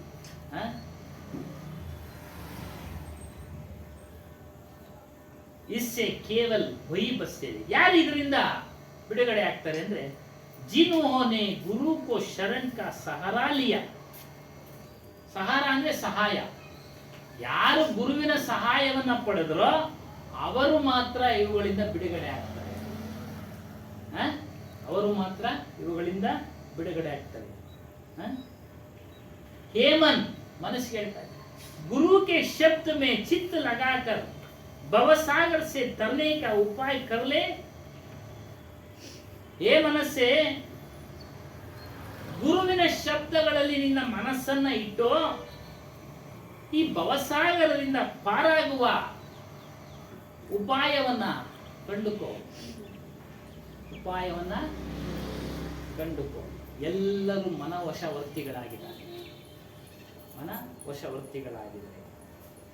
ಆಗಮನ ಅವರು ಜನ್ಮ मनन का चक्र छूटता है. ಆವಾಗಮನ ಹುಟ್ಟೋದು ಸಾಯಿ, ಹುಟ್ಟೋದು ಸಾಯಿ. ಜನ್ಮ ಮರಣದ ಚಕ್ರ ಇಂದ ಬಿಡುಗಡೆ ಆಗ್ತೀರಾ, ಬಿಡುಗಡೆ ಆಗ್ತೀರಾ. ಒಂದು ಕತೆ. ಈ 4 ಜನ ನಶೆ ಉಳ್ಳವರತಕ್ಕಂಥ ವ್ಯಕ್ತಿಗಳು ಇರ್ತಾರೆ. ಅವರು ಸ್ನೇಹ. ನಶೆ ಅಂದ್ರೆ ಮದ್ಯಪಾನ ಮಾಡೋ ನಶೆ. ಒಂದು ರಾತ್ರಿ ಮದ್ಯಪಾನದ ನಶೆಯಲ್ಲಿ ಅವರು ಮಧುರಾಗೆ ಹೋಗ್ಬೇಕು ಅಂತೇಳಿ ತೀರ್ಮಾನ ಮಾಡ್ಕೊಳ್ತಾರೆ. ಡೆಲ್ಲಿ ವಾಸಿಗಳವರು. ಇದೆಲ್ಲ ಕತೆ. ಎಲ್ಲರೂ ನಶೆಯಲ್ಲೇ ಇದ್ದಾರೆ. ಡೆಲ್ಲಿಯಿಂದ ನಾವು ನದಿ ಮೂಲಕ ಮಥುರಾಗೆ ಹೋಗ್ಬೇಕಪ್ಪ, ಕೃಷ್ಣನ ದರ್ಶನ ಮಾಡಬೇಕು. ಬಂದ್ರು ದಡಕ್ಕೆ, ನದಿ ದಡಕ್ಕೆ. ಅಲ್ಲೊಂದು ದೋಣಿ ಇತ್ತು, ನಾವಿಕ ಇರ್ಲಿಲ್ಲ. ನಾವು 4 ಜನ ಇದ್ದೀವಿ. 4 ಜನನು ಒಂದು 2.5 ಗಂಟೆ ಊಟ ಹಾಕೊಂಡು ನದಿ ದಾಟಿ ಬಿಡೋಣ ಅಂತ ಹೇಳಿ ಮಾತಾಡ್ಕೊಂಡು ಆಯ್ತು. ದೋಣಿಗೆ ಇಳಿದ್ರು. ಮೊದಲನೇವನು ಊಟ ಹಾಕ್ತಾ ಇದ್ದ. ಅವನು 2 ಗಂಟೆ ಕಾಲ ಆಯ್ತು. ಇನ್ನೊಬ್ಬನಿಗೆ ಹೇಳ್ದ, ನಂದಾಯ್ತಪ್ಪ ಸಮಯ, ನೀನು ಬಾ. ಅವನು ಊಟ ಹಾಕ್ತಾ ಇದ್ದ. ಅವನದು ಆಯ್ತು. ಹೀಗೆ 4-5 ಜನನು ಊಟ ಹಾಕ್ತೇವೆ. ಬೆಳಕಾಗೋಯ್ತು. ಅವ್ ಕೊನೆಯದು ಹೇಳ್ದ, ಮಥುರಾ ಬಂದ್ಬಿಡ್ತು ಎದೋಳಿ. ಮಥುರಾ ಬಂದ್ಬಿಡ್ತು ಎದೋಳಿಯಿಂದ. ಎಲ್ಲಾರು ಎದ್ರು. ಅಲ್ಲಿ ಒಬ್ಬನು ಸ್ವಲ್ಪ ಎಚ್ಚರಿಕೆ ಆಗಿದ್ದ. ಏನು ಇದು ಹೊಸ ಊರದ್ದಂಗೆ ಐತಲ್ಲ, ಮಥುರಾ ಅಲ್ವಲ್ಲ. ಅವ್ನು ನೋಡಿದ್ದ, ಮಥುರಾ ಅಲ್ವಲ್ಲ, ಯಾವ್ದು ಬೇರೆ ಊರಿಗೆ ಬಂದ್ಬಿಟ್ಟಿದೀವಿ ಅಂತ ಹೇಳಿದ್ರೆ, ಇಲ್ಲ ಇದು ಮಥುರಾನೇ ಅಂತ ಅವ್ರು ಹೇಳ್ತಾ ಇದ್ರು. ಕಿತ್ಲಾಡ್ತಾ ಒಬ್ಬ ಅಲ್ಲಿ ತಿಳುವಳಿಕೆ ಇರೋನು ಬಂದ. ಯಾಕ್ರಿ ಕಿತ್ಲಾಡ್ತಾ ಇದ್ದೀರಾ? ವಿಚಾರ ಹೇಳಿದ್ರು. ರಾತ್ರಿ ಡೆಲ್ಲಿಯಿಂದ ಪ್ರಯಾಣ ಮಾಡ್ಕೊಂಡ್ ಬಂದ್ವಿ ಯಮುನಾ ನದಿಯೊಳಗೆ. ಮಥುರಾಗೆ ಬಂದಿದ್ದೀವಿ, ಇನ್ನು ಮಥುರಾ ಅಲ್ಲ ಅಂತ ಅವನು ಸೂಕ್ಷ್ಮವಾಗಿ ಗಮನಿಸ್ದ. ಆ ದೋಣಿ ಕಟ್ಟಾಕಿರೋದು ಹಂಗೆ ಇದೆ.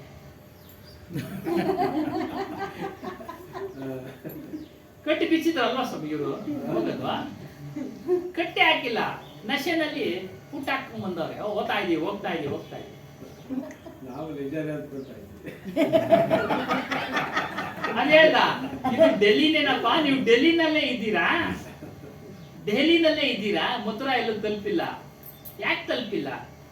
ಅಯ್ಯೋ ಮೂರ್ಖರ, ದೋಣಿಯ ಗಂಟೆ ಬಿಚ್ಚಿಲ್ವಲ್ರಿ, ಗೂಟಕ್ಕೆ ಕಟ್ಟಾಕಿದ್ರೆ.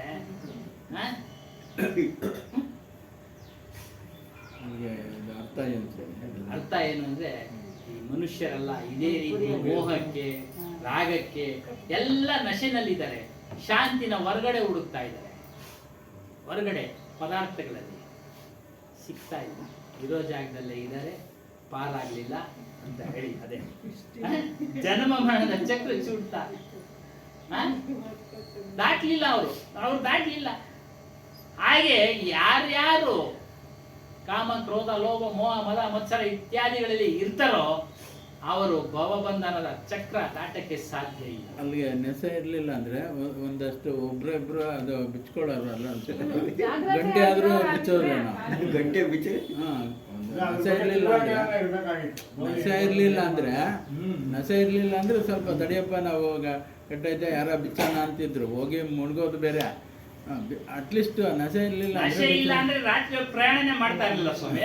ಅದು ಬೇರೆ. ಏನಮ್ಮ? ಆ?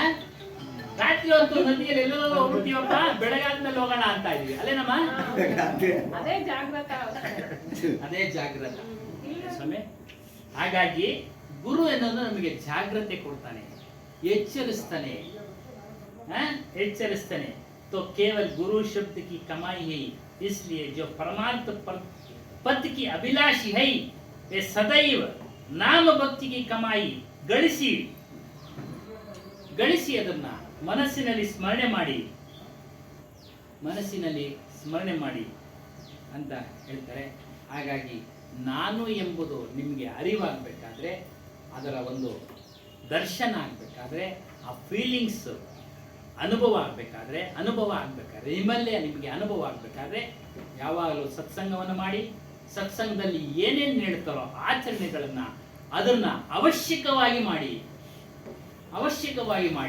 ಖಂಡಿತ ಆ ನಾನು ಎಂಬ ಆತ್ಮಸ್ವರೂಪದ ಅನುಭವ ಖಂಡಿತ ಆಗುತ್ತೆ. ಇದರಲ್ಲಿ ಸಂಶಯವೇ ಇಲ್ಲ ಅಂತೇಳಿ ಹೇಳ್ತಾ ಇದನ್ನ ಸತ್ಸಂಗ ಕಾರ್ಯಕ್ರಮವನ್ನು ಮುಕ್ತಾಯ ಮಾಡೋಣ. बोलो श्री सत्यनाम आदि कबीर साहेब की जय, सद्गुरु श्री हनुमान दास साहेब की जय, गुरु माता जी की जय, सर्व संत महंत की जय. ಇದೇ ಗೊತ್ತಾಯ್ತಂದ್ರೆ ಅದಕ್ಕೊಂದು ಕಥೆ ಹೇಳಿದೆ. ಕತೆ